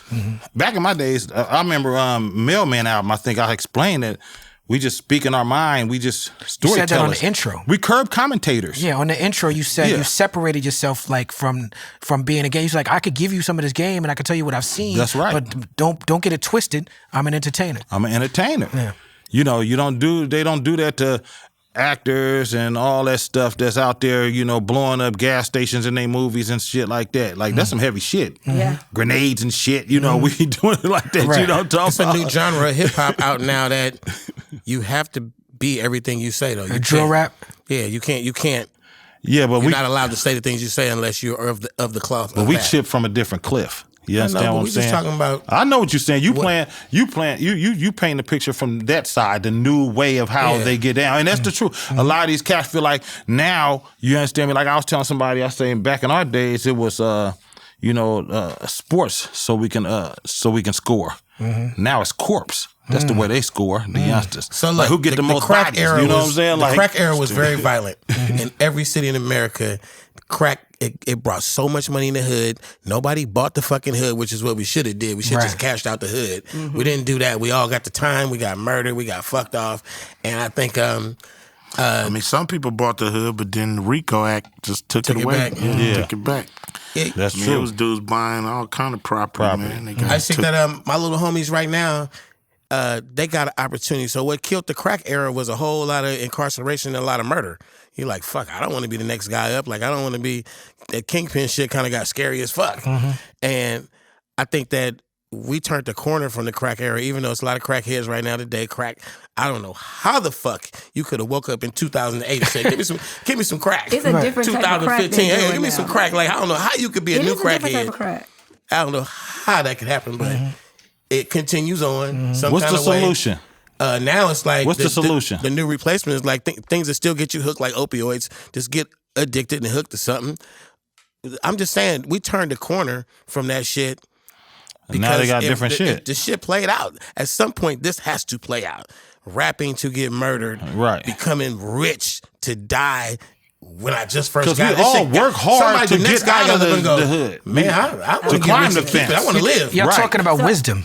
I wanna Wisdom. fucking live, yeah. But you don't get enough time to get wise. Yeah. I was dumb as fuck till I was about 38. As far as being young and doing crazy shit. Right. I was approaching 40 when I was like, oh man, I gotta fucking live out here. Like I was I wild. tapped out early because I was laced by OGs and they taught me get some real I was estate, wildin' 'cause the streets, stay brothers focused, do some just like that businesses, shit. and I was in the traffic. I was moving around doing my duties. You understand me? And when I found out you can make money off rap and be more famous than the D-Boys and it's legitimate and have more money than the D-Boys, man, you ain't got to tell me twice. In a nutshell, I was on it. Hip hop's gonna turn the corner, man. man. It's too. I believe too much in it, and I think that we, as youngsters, we didn't take a lot of OG advice. You know what I'm saying? We could sit here and think tank it all up and give these niggas the formula, and they still got to do what they gonna do, man. It's theirs now. Yeah. It's still ours. I got OGs. We doing it. You see, we I doing soaked it. up all the game from the OG. Me too. Ice-T taught me a lot of game. Yes, indeed. You know, I'm talking about neighborhood I'm OGs. just saying, don't underestimate our youngsters, man. They gonna figure it out. They gonna figure it out. That's why I love to give them game. Because when they finish talking to me, when I give them game, they say, just got some game from, they'll post me on the picture and say, just got some game from the OG 40 water. Salute, family. You know what I'm saying? So I will say that You know what I'm saying? this generation knows a lot more because they know, okay, buy real estate. They know invest in properties. When I was in college, I was just like, they was throwing money at me. I could have been set. Like, I really wish that I would have had the information that is given now so that I knew to invest in, my surroundings. And so how important is this group, especially when it comes to showing people how to stay alive as an OG in an era where so many young rappers are dying? I think it's important to stay around and be relevant, and I think a lot of youngsters are watching. A lot of them are checking us out. The smart ones come up to you and ask for the advice. If you walked up to any of us, a youngster in the game, we wouldn't hold back nothing. We'd let you know everything because, that's how we are. We want to, spit game to the youngsters, make sure they sidestep some of the pitfalls that's out there for them, make sure they survive, make sure they understand how important they are to their families and to the people that depend on them. Some of them listen, some of them don't. But if they ask, we always gonna be generous with it. And that's why that's gotten us this far. And we feel like we want to get other people in the game just as far. It's the first time our community is losing young millionaires, though. We lost young we lost young heroes like Malcolm and Martin. You know, we lost people over the years, but we losing little young millionaires, man. This shit is different. These niggas they're not famous, they're rich. Yeah. And they're dying before they can even enjoy it. I can't imagine, like, I was 28 years ago. I can't imagine, like, not living the last 28 years. What's crazy to me is that I be hearing about these rappers when they die.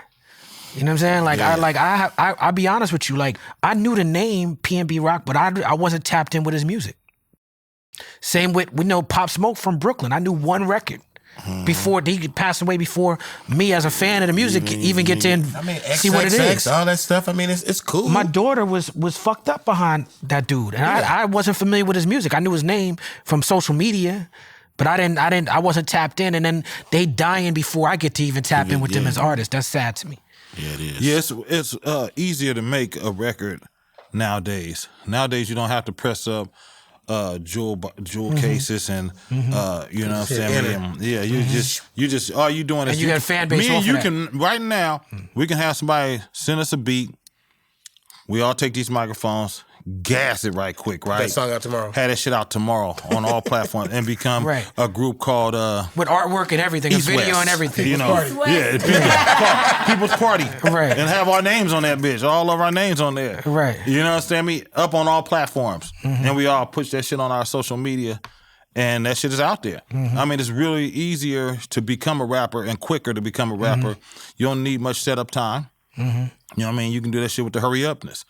So now, and so that's why we can't. It's hard to keep up with them because they coming up every day as a new rapper, and a lot of talent out there, lots of talent. Well, I mean, y'all ain't fucking around. I mean, y'all just did an album together a couple years ago. I can't keep up with y'all output. Yeah. I mean, and one of the downsides of that is the streaming and everything is we don't really get to tap in with the producers. You know what I'm saying? Like people don't really care, you know? And so I want to know who are the producers on this Bad Motherfuckers record? One thing about producers, I want to say this and I'm going to get back to that. Producers, they put their tag on shit. They got to so now. motherfuckers can know. Jermaine Dupri? So they can know. Yeah. You know what I'm saying? Yeah, Jermaine Dupri did Bad Motherfuckers. Yeah. But I just mean the whole album. Like, who are the producers on the whole record? Oh, we got Rick Rock. You familiar with Rick Rock? So let me tell you a funny story about Rick Rock. There's a beat Rick Rock got because he's fucking with the digital Planet samples for We Be Rap, like he be Talib. Yeah. It wasn't Rick Rock, but whoever was rolling with him at that time, whatever crew he's a part of, I got that beat a couple of years before your song came out. Because we was with EMI.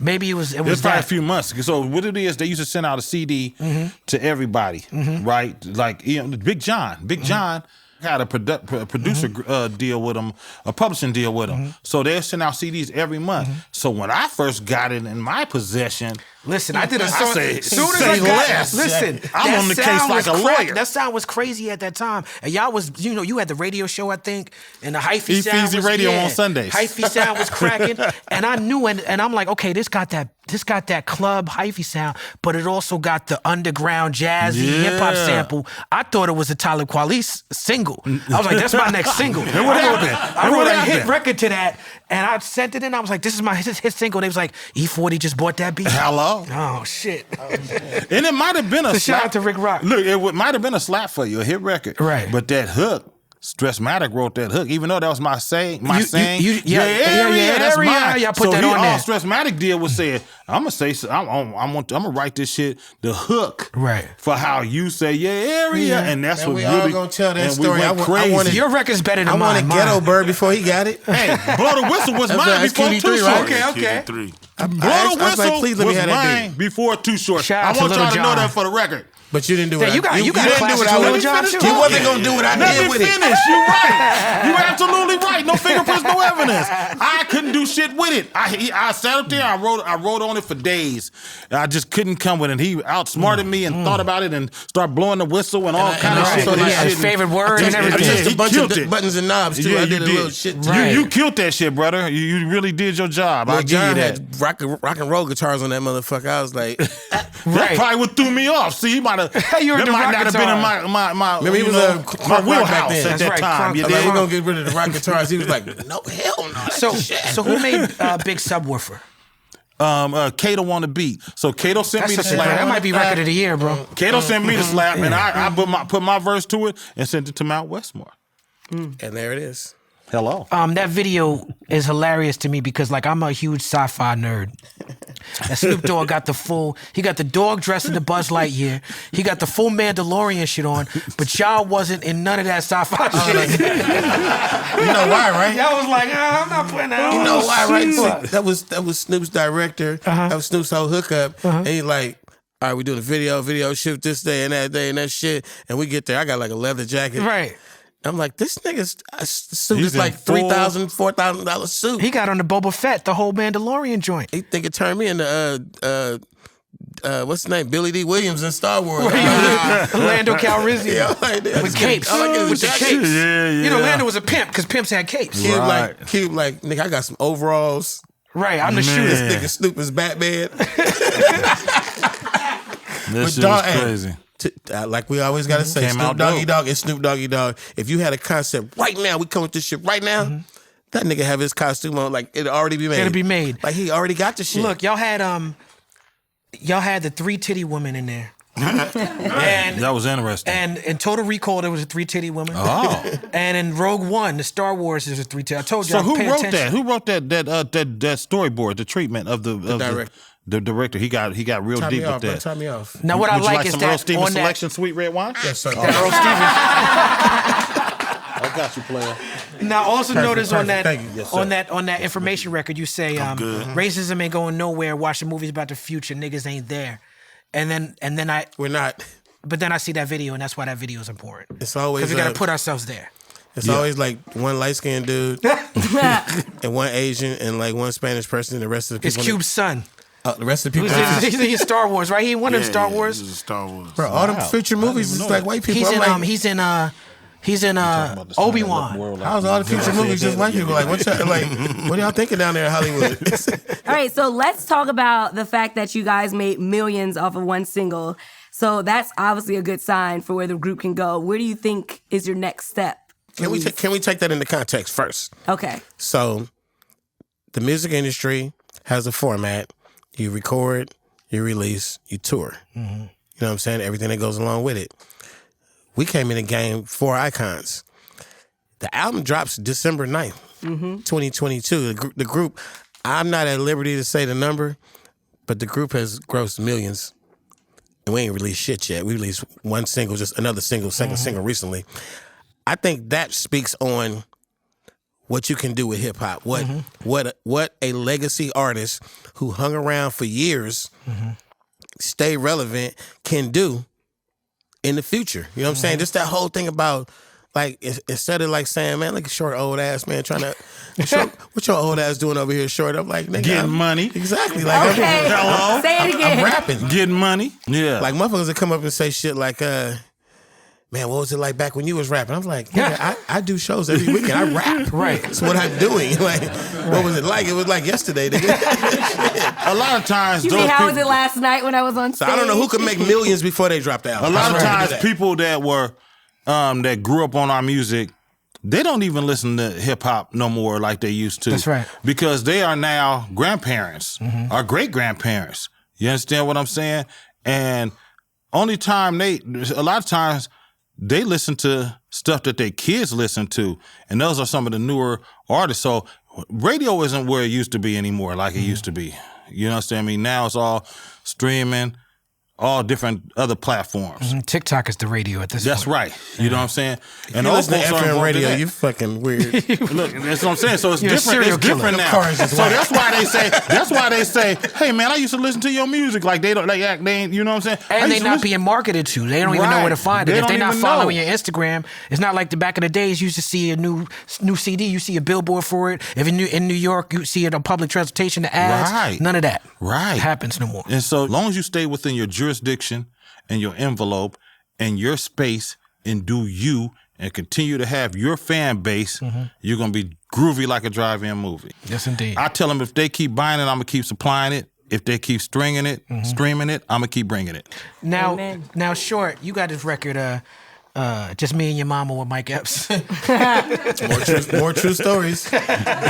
Drinking Capri Suns, watching Dr. Phil on the couch. That's part of Because your my show. mama like men. That's part of my show now. I stop in the middle of the show. I see like young people in the crowd, and I'm like, just think about this. Did your mama ever say she was friends with Too Short? I was like, I might have fucked her. Right. Now that's a good He's a segue. comedian on stage. When we Was your perform mama it- at Freaknik 93? She might have got it. Now that's a good segue to what I want to So ask happy my because mom wasn't a groupie. as gentlemen who mature like this fine Earl Stevens wine, Hello. I'm sure that the tour life is different now. Y'all just got off tour. It's different now than it was. And I'm sure you've seen some of these same women, the same men that came through, they look different and they act different. Now, And Mount it's- Westmore, we do no hoes, no group. We won't do Yes, that shit, indeed. man. Y'all grown we get men. the bag. If you come backstage after the show, Snoop Dogg got another show backstage. He getting another 100,000 just to. He ended with the Chris Brown with the $1,000. He hugged up a on the pic. prom poses. Ice Cube is like, get them bitches away from me. 40 Tycoon is way about the door, and I'm like, I sneak out so sneaky with I'm my like, bottle. take I it walk back, out man. like this. I'm done. I Yeah. got my Gouda and I slide out. and I'm standing there looking at the groupies, and they all like 52. I'm like, bro, where's my ride to the hotel? Not they need Just being honest. Now, 40, they say that Eskimos have 70 or so words for snow because they got some. How many words do you have for money? Ooh, man. So we have quid. Okay. We have Gouda. We have Skrilla. We got Scratch. We got we got guap, of course. I mean, we got Fetty. Yaper, which is paper. Right. A lot of times we like Mail, of course. I'm thinking about the I heard Bay you say Area. my Yeti. Yeah, my Yeti. That means Fetty. So you know what I mean. My instead of thumper, which is a word that I coined, like Right, for the thumper. as first rapper screaming it, even though it's a street word. Thumper is I say yumper. I put a Y on it. You understand what I'm saying? Word that ever was said, any kind of cheese ever made, any kind of ever, he put it in a rap song. Right. In real life. I think he just like look up like Google cheese. Now I'm You gonna- got to do your due diligence with anything that you fucking with, especially if it's your perfection. This nigga 40 said she's Calipigian. Yeah, you know what And we Calipigian like, means? this nigga made No, up a what's crazy that word. mean? That's a real word. That means shapely. Google it right now. Calipigian. How do you spell Calipigian. it? Calipigian. I'm not finna say it like that. I gotta look at the spelling to say it. Like Calipigian? Cali. Yeah, Cali. iPhone, you can spell it wrong, Calipigian. Nah, my iPhone Calipigian. shit so wrong. My iPhone still don't know what it is. Calipigian mean what you got? Impeccable. Having well-shaped buttocks. Can we get a black person to read that? Real word. Can we get a black person? You found that in Urban Dictionary. That's a real word. On the I'm song we dead. got together, you say So, throbbling. Throb. You say throbbling. Throbbling. That's the your trunk beat, your throbbling. beat. Yeah, the Yeah, beat. throbbling. The beat. That means like Rumbles, clap. them rumbles. Yeah, yeah, because the That's a trunk derivative of, throbs. throb. It's Throb. throb. it's a Like whole that shit nother throbbing. language. So I will speak to my lameness because when you said Gouda, I said, oh, he fancy eating Gouda cheese, but you meant money. You just walking around with Gouda cheese backstage. Thought he just had a pocket full of just Gouda cheese. All right, listen. His pocket. That might be his rider. You gotta have Gouda. There you and go. you gotta have my wine. Come on. In the red cup. Now, hello. I can't do it though. I'm ghetto as fuck, but I gotta have my wine in a wine glass. No, not right now. I With do a that. straw. I'm very. Let me say something. Let me say something. Let me say something. Philip, go to your seat. I fuck with uppity shit with a the wine The glass. only reason, That's not- oh my God. You doing that? I'm Hey, a you lady, I have Oh, you. lipstick. Hey, you violated with that straw. This is actually You champagne. violated with that straw. I have on lipstick. I don't want to be having no don't lipstick right care. here. You have a Listen. red cup with nice wine. I know, but and then I you're drink. still But tilting you your cup gotta as see if me the at the wine is French going to be the Laundry. same. You gotta see me when I'm at the French. Wait. This is very important. This is very important. Or your wine doesn't taste the same in the This red is very cup. It does important. not. This is very important. You got to see me when I'm in my element with the bow tie and the suit, because I just look like this. Right now, we are in more of an urban Show me thing. the- show we me the proper way to hold a wine glass. Yeah, show me. How do you hold it? It's Like wrong. this. That's not how you hold it. How you hold it then? That's only one of Because the you're not ways. I gonna can use- show you this 5 is or not 6 wine, this ways. is champagne. They The put my straw champagne in a fucked it wine up glass, for which I you. don't agree with. The straw. But 86 the straw. You fucked up with the straw. listen, You fucked up with the straw. listen, Show her how to hold sir, the you glass. are Show her how to- drinking show her how to wine hold out of the a glass, man. solo cup. You Give me that cannot talk glass. about my straw. Let me show you how to hold the Somebody glass. bring the glass. You listen, if I trip, don't freaking. Let me show you. Let me show you a player way how to hold that glass, and you might think I'm throwing it. I made it up. This how you hold a wine glass. You understand me? Yeah, ain't none of this. So I be seeing people on reality shows. Yeah, you know, this is wrong. They got it wrong. You don't warm the thing up. You know, you did good with this, but the straw fucked it up, so I can't give you your propers. You know, look like this. You don't have to hold it like that. You can hold it from the stone. Play it like this though. See, this one I'm at. Your wine is not even breathing. Your wine is sweating out in that. This is when you can't tell me about wine. I've been selling this shit since Moby Dick was the goldfish. Look, this is another part of the game. When I'm at the French Laundry, one of the most, you understand me, known, world-renowned restaurants, that's how they do I it? Fuck with it like this with the bow tie, the suit, the whole oil. You understand? I can tell you a lot of shit, but anyway, can somebody take this wine back to me? And make sure you put the straw back in there for I am going to put the straw back in. In the meantime, I want the red cup. And I'm about, look, I want to switch up to Mango Scotto, 18% alcohol, 30% proof. Not 18%. Look what you talking about. So what I free game say, right there. Free game. You might want to at least like design a solo wine cup. I mean, I'll be a little bit better with that if you're gonna do the solo cup. Hey, make it a wine. I don't normally do this. I didn't want to bother them about hella wine glasses and hella bougie in an urban setting. You understand me? This is an urban setting we fuck with. You understand me?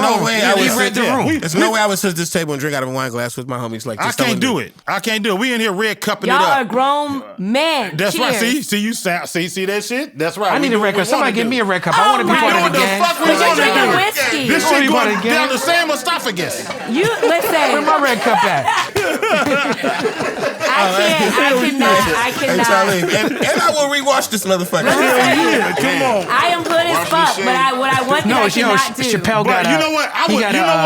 a ceramic red cup.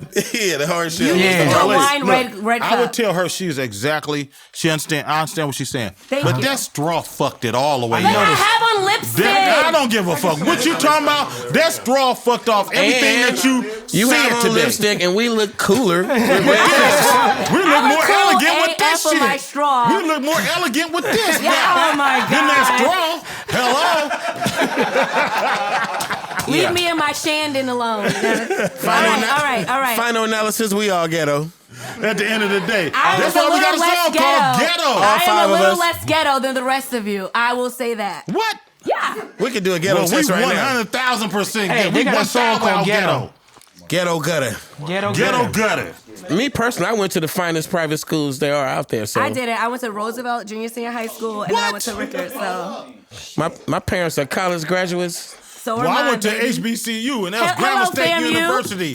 I went to Grambling State University, and I used to drink Slurricanes in the red cup. Hello. Listen, I drank Punch Punch out of a red cup. And then I fucked around and made millions off the real drink. I made one. It's in a 750 bottle. That's right. You understand me? It's a premix cocktail drink, ready to drink premix I don't cocktail have drink. No drinks or no RTD wine. is the initials. Hello. I don't have no drinks or no wine, so I'm just. I'm just trying to give it to you straight, not fake. Hey man, listen, keep you went left field when you just. I see. Earl and wine. All right, guys, I got to get back to work. All right. You started it. I'm gonna finish it. I'm just trying to do my job. Talk wine to E-40. I got nothing but love for you. Ain't gonna be no grudges, no harm, no foul. Hello. Listen.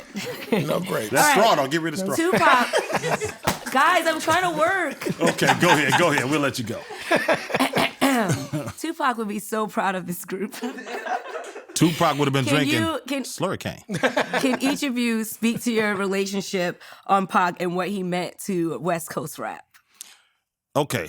Can I start? I've been talking all day. Go right ahead, Scorpio. All right, so make a long story short, no, Tupac, man, just to know him was, just to know that he even knew about me. So I seen him mention E-40 and the Click on the shout-outs on Strictly for My Niggas, and I was like, everybody was hitting me. They said, man, Tupac shout you out. And I was like, what? He know about me? Right? And so then the boy Richie Rich, you familiar with Richie Rich? Yeah. Richie Rich from the Bear? Yeah. So we together one day at an event, and he was like, 40, I meant to tell you. Tupac want me to give you his number and woo, right? I say, Tupac? He's like, yeah. You understand me? I say, thank you, bro. You know what I'm saying? I love him to this day, because he could have goaltended. He could have, like, man, I ain't finna get this motherfucker Tupac number. You know what I'm saying? So I called Pac, and he hit me back. 40, what's up? That was all I needed to hear. That was 1992. That's all I needed to hear was his voice, and we was locked in.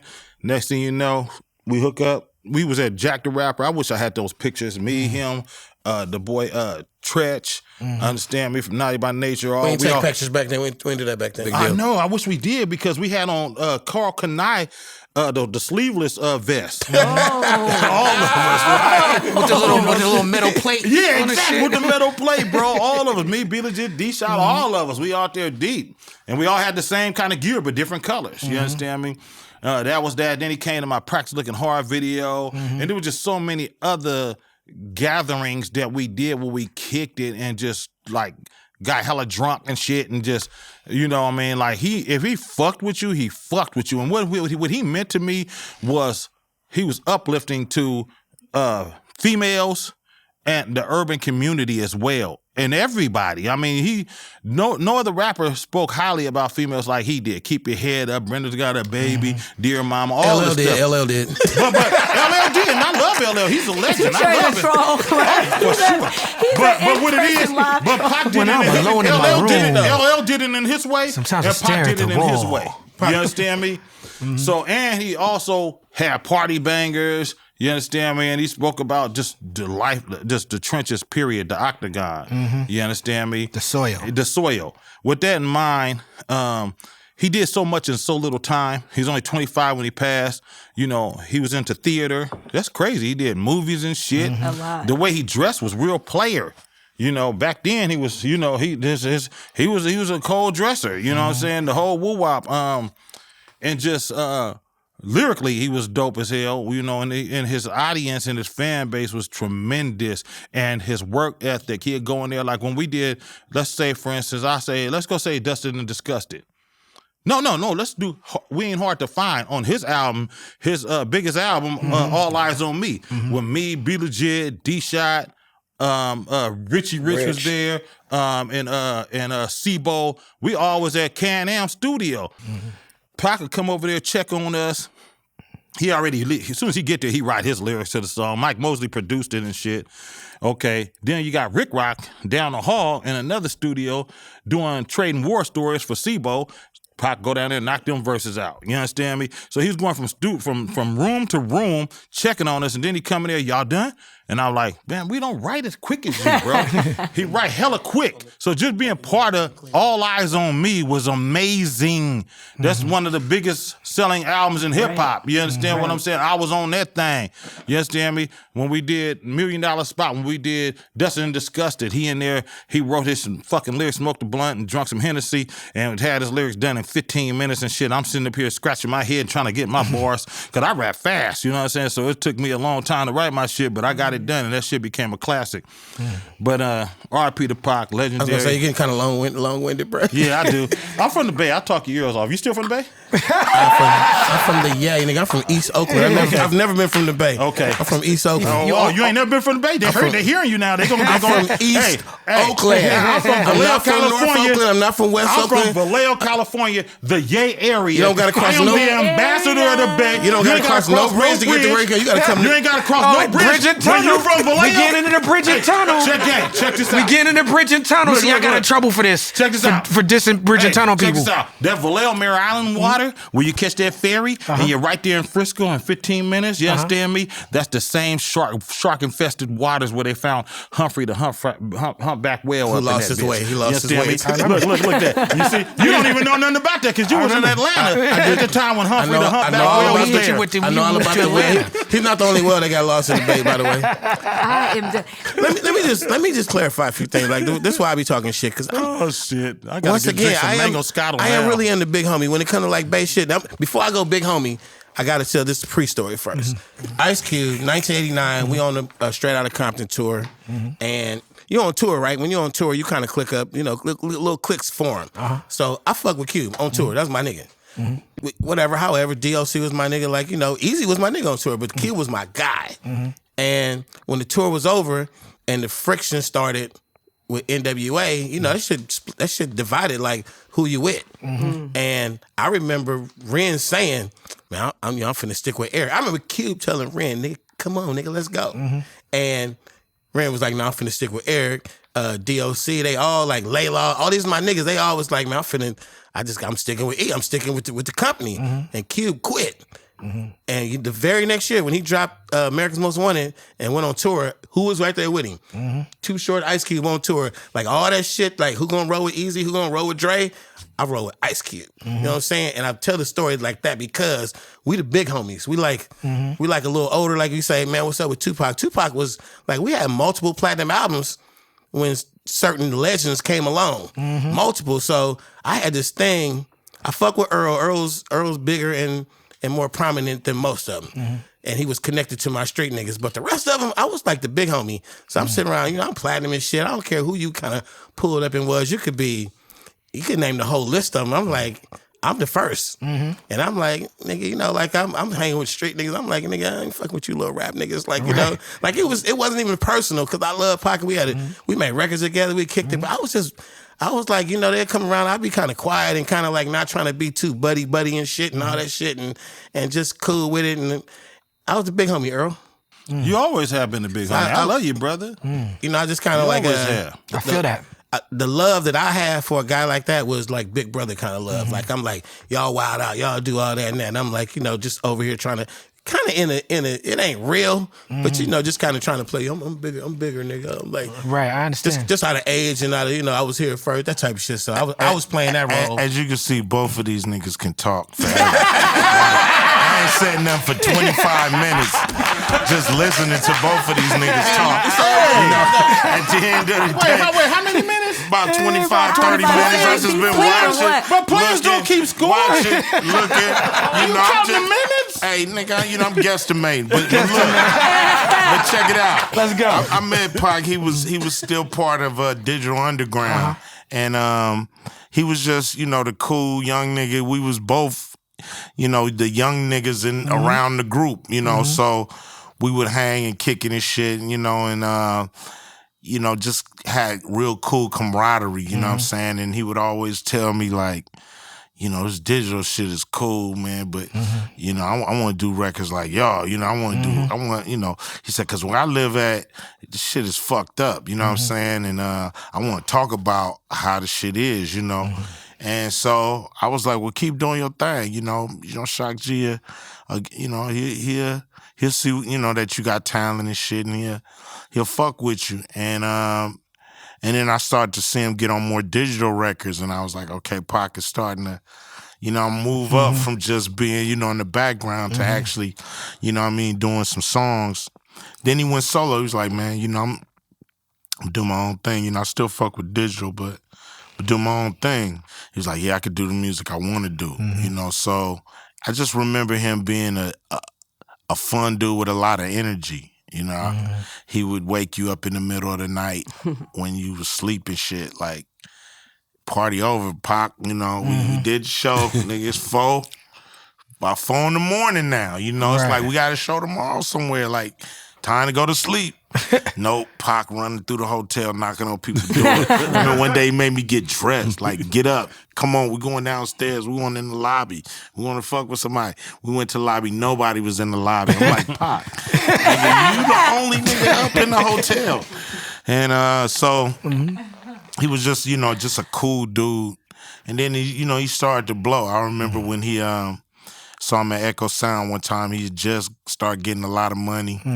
Couldn't drive worth of shit. He had just wrecked one of his Benz. He was like, man, I'm fucking freaked out. I just wrecked on the freeway. I'm like, dude, you ain't got your license. He was like, yeah, man, it's a lot of time in New York. I didn't even think I was going to have to drive this shit. Right, New York shit. Yeah. I fucking wrecked. I was like, dude, don't kill yourself in these goddamn cars. Right. Because that was like the second car he had wrecked and shit. So I just remember him, really before he started really fucking with Death Row and got into that. Because, he would fuck with John Singleton, I didn't do Poetic Justice, so John went and got Tupac to do it. Oh. And so it was real cool to see, John taking another rapper under his wing and turn him into a fucking star. That's what he did with me.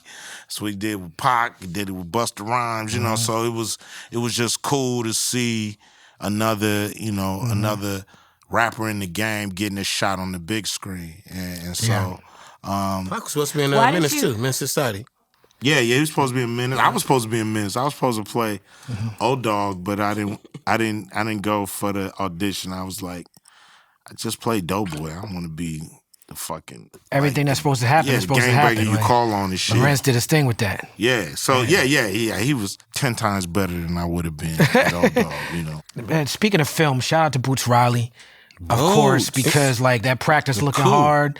Tupac was in that video. You know what's amazing about that's Pac, right. man? Is as he was 25. He never lived past 25. Right. But every time they gave him a mic, he said some shit. He said some shit. Some shit. Like, how could you be that young This and footage be like, of like on point like all the this time? footage He of in Pac heaven. in 1992 talking about why Donald Trump is a problem. I remember the first time he sat down with on BET. I'm like, I knew the guy. I'm like, what the fuck is he saying? Like, he was talking some real like shit. I'm Bro, like, he the guy take him early, man. I know him from dancing with Digital Underground. I'm like, Yeah. the mic on Wanna clown around, wanna come around with the underground. Even the first songs he was, man, my homie's called Brenda's Got a Baby. The stuff I'm like, he said was damn. incredible. Young black male, Man, trapped. I think is Come on. Words of wisdom. he was a very Boots. wise young guy. Boots from the Coup. When we did that was a legendary video shoot. That was in the town. That was in like the town / Emeryville. Me, Tupac came down. He had to go to court that week or whatever in Marin City. He had his Richmond folks with him. You understand me? They all came down. Boots from the Coup was there. It was because I got the part where I say I got a mirror in my pocket and I practice looking hard. I got that part. I sampled it from Boots. That's right. From the Coup. I said, I gotta have Boots. I gotta have you in here. Let's get it cleared. Whoop de whoop. The theme song for People's Party is Me and Boots. So the song that's and playing, yeah. it don't ever get to Boots part. But the song that you hear, it's Boots on it, Me and Boots. I didn't know that. Yeah. Shout out to Boots. Boots, people don't know how big Boots is doing this thing in the film industry. Yeah, the Sorry to Bother You is he did amazing film. Sorry to Bother You. Like he's an amazing, you know what I'm saying? He's deep have I in ever his showed you my mind. list of Oakland legends? Now let me say this one time. Let me just say this. They paint the Oakland Legends on the wall downtown. What happened? What happened? It's just it's a long list. Everybody that was somebody So- in the bay so was Oaklandish. at the practice looking hard vicinity. He had set up shop in Atlanta where God made it where he was making his connections out there. That's right. So that it could be groovy like a drive-in movie for people like me to connect with Little John in the future to become what I am, to extend my career. Little John produced hella blaps for That's me. right. You understand me? And for Cube, we gotta give Lil John. We gotta give Lil John his flowers because he's important to all of y'all he careers. tapped in with you. Y'all did some shit. They go to church. Come on. Me. We did the new version of Grand Finale. It's a shit. Yeah. Speaking of producers, I want to get y'all take on Madlib. I don't know how familiar y'all are with Madlib from Oxnard, California. He produced. He was with this group Loot Pack, and then he did a group with MF Doom, Mad Villain, Champion Sound with Jay Dilla. Me and him got 2 albums together. So I'm working on a second one. So are y'all familiar with Madlib? I'm getting familiar now, and I feel ashamed that I'm not, because I try to don't stay feel in the ashamed loop at of all, all brother. this Don't shit, feel man. ashamed at all. I try to be up on everything. Like hip hop's many genres. That's like the backpack genre. Yeah, so it's just we like mob beats. Yes. Boom, Yeah. boom, ksh. Yeah, no, We like- Madlib we like he got that High shit. Tech them be having that shit. No, High Tech got that shit. Got that shit. High Tech got that Come on shit. You now. understand Cleveland. what I'm talking about? Yeah, High Tech got that shit because that Midwest sound. Jake One too, though. Jake One got that Hello, shit. you don't know I know these things. Jake One got that shit. Jake One is from the Bay, right? He's from Bay, or he from up top? He got Bay ties. I think Maybe from he's the from Northwest. Portland? He from Yeah, Portland? Northwest, I think. High Tech. Alchemist, don't give. Alchemist from Beverly Hills, I can go on and by on, way but- of Queens. But he got blaps. Though. Oh, He got yeah. them ones though. You dig? Alchemist, honorary member of Mobb Deep. But High Tech, Come I think on. with the Midwest, with Dilla and High Tech and all them, it's like they was influenced by the East Coast with RZA and Primo and Showbiz and Diamond D and all them. But then they introduced, they influenced by Quick and Dr. Dre and all them. But then, if you in Ohio, the people, the families is from down south. So it's like they got the down south thing going on. And then like with the Dayton sound, like the West Coast really tapped into that Dayton, Detroit, Parliament, that funk, but just became the foundation for the West Coast sound. So it's just all this connection sonically. Do you remember sonic-wise. shout out to MC Breed? You know, My guy, That's right, rest in peace. You know what I'm saying? That's my guy. That's like Yeah. my family right Man, there. that guy right there, man. Flint, Michigan. Flint. Come Yeah. on. That sound was could be a West. That's why we loved it on the West Coast. That's that Ohio Black Funky Worm. There you go. Yeah. Yes, indeed. I have one more question, and thank y'all for your time. Y'all are legends, icons, and your time is very valuable. And you could have chose to spend it anywhere, but the fact that y'all chose to spend it together is beautiful. And the fact that you chose to spend it together with us, we appreciate it. On Firewater off Everything's Corrupt, you talk about dying of the good life, Q, which I find very interesting because, you know, they say gangsters don't die, they get fat and move to Miami is an old school cliche, you know what I'm saying? But I like to see people who start out from poverty or start out from destitute or problematic or even toxic environments come up and keep growing, evolving. So do y'all have any tips as OGs in the game about how to grow old gracefully? Because we want to be able to, we all headed towards the same destination, but you want to meet your demise living that good life, right? Yeah, I mean, you want to be yourself. That's the key.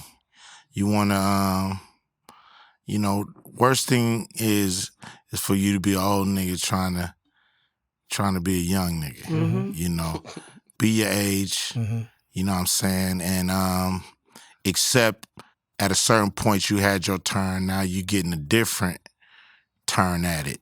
Your measure of success should be different than a youngster just coming up. And so, you know, with the Firewater, you know, it was like too much salt, too much sugar, too much smoke, and too much liquor. I want to die the good life. You know what I'm saying? Worst thing you could do is die of nothing. You know what I'm saying? I don't want to be a person that die of nothing. I want to be a person that, you know, die having a good time, enjoying my life. And so, you know, that's really what that's about. You know, we OGs in the game, and you expect us to act like OGs in the game. And that's how we should act, like OGs in the game. Not like youngsters and not like dudes who are played out. You know, that happy medium. Yeah, be who you are, where you are, and accept, you know, whatever you get from that. You know what I'm saying? Like, the game has been very good to me. I accept anything the game give me, and I accept what the game don't give me. And I'm fine with that. Yes, indeed. Beautiful. Yeah, you know, we as people, we spend a lot of time thinking about what can I get from the world? Like, what can I get out here, man? What I want to get, what I want. And I think that if you spend more time thinking about what can I give to the world, right, and as a giver, you start realizing that you keep taking care of folks, you keep looking out for folks, you keep showing folks, you keep feeding folks. And then all of a sudden, it's like, as a giver, you get more than you ever would have wanted by being a giver all the time. And it's like, I just always had that policy of, like, not really, like, expecting shit from the world. I'm just like, I'm going to go out here, I'm going to make sure we all eat good and we all get home safe. Amen. That's all I'm going to do. And then in return, like, years go by, and people just keep talking about, man, that one time you did this for me, you did that, you looked out, you know, and that shit just comes back. It's just good karma, just, you know, just good energy. The energy is what I'm talking about. What you put out there is what's probably going to come back to you. In a nutshell, I say the same thing he said. I want to that's why I treat people the way I want to be treated. You understand me? Like, I'm a people's person. Ain't no big me's or little you's, or I don't just look down on people. You know, a lot of the youngsters, they feel like I'm approachable. So when they come to me, what's up, dog? Woo, woo, woo, woo. What's up? Talk to me. I'll talk back. You know, I get to spitting that shit, you know what I'm saying? And they fuck with it because it's genuine. And they know that I lasted all this time. I must be doing something right. So I try to give them that game. You know what I'm saying? Yes. And I've always embraced the young generation as well. And they want to hear from certain people. That's just like, if you're a street dude, that's why, like, say for instance, it's the California Youth Authority or Juvenile Hall. And, you know, some of us are asked to speak in front of them. They want to really hear from somebody that then went through it. That's right. Or are familiar with it or understand them. They don't want to hear from somebody that squares box of Apple Jacks that ain't never been through anything. You understand what I'm saying? So that's us. Us being from the octagon, the soiled, the inner city, they want to hear a lot of game from us. So I just want the youngsters to know that there's many opportunities out there besides rap. Use rap as your platform and diversify your portfolio. Get your side hustle money, all that. Because at the end of the day, like I said, our culture raises the evaluation of everything. That's right. That's right. That's right. Don't be shy to clap. Y'all can I was clapping. Nobody joined me. Ladies and gentlemen, this is absolutely my honor, my pleasure to be here with y'all gentlemen. It's been one of of the most important episodes we've done of this show. Thank you for your time. Thank you for your energy. We love and appreciate y'all. People's Party is proud to have Mount Westmore, Too Short, Ice Cube, E-40. Thank you. Shout out to Snoop.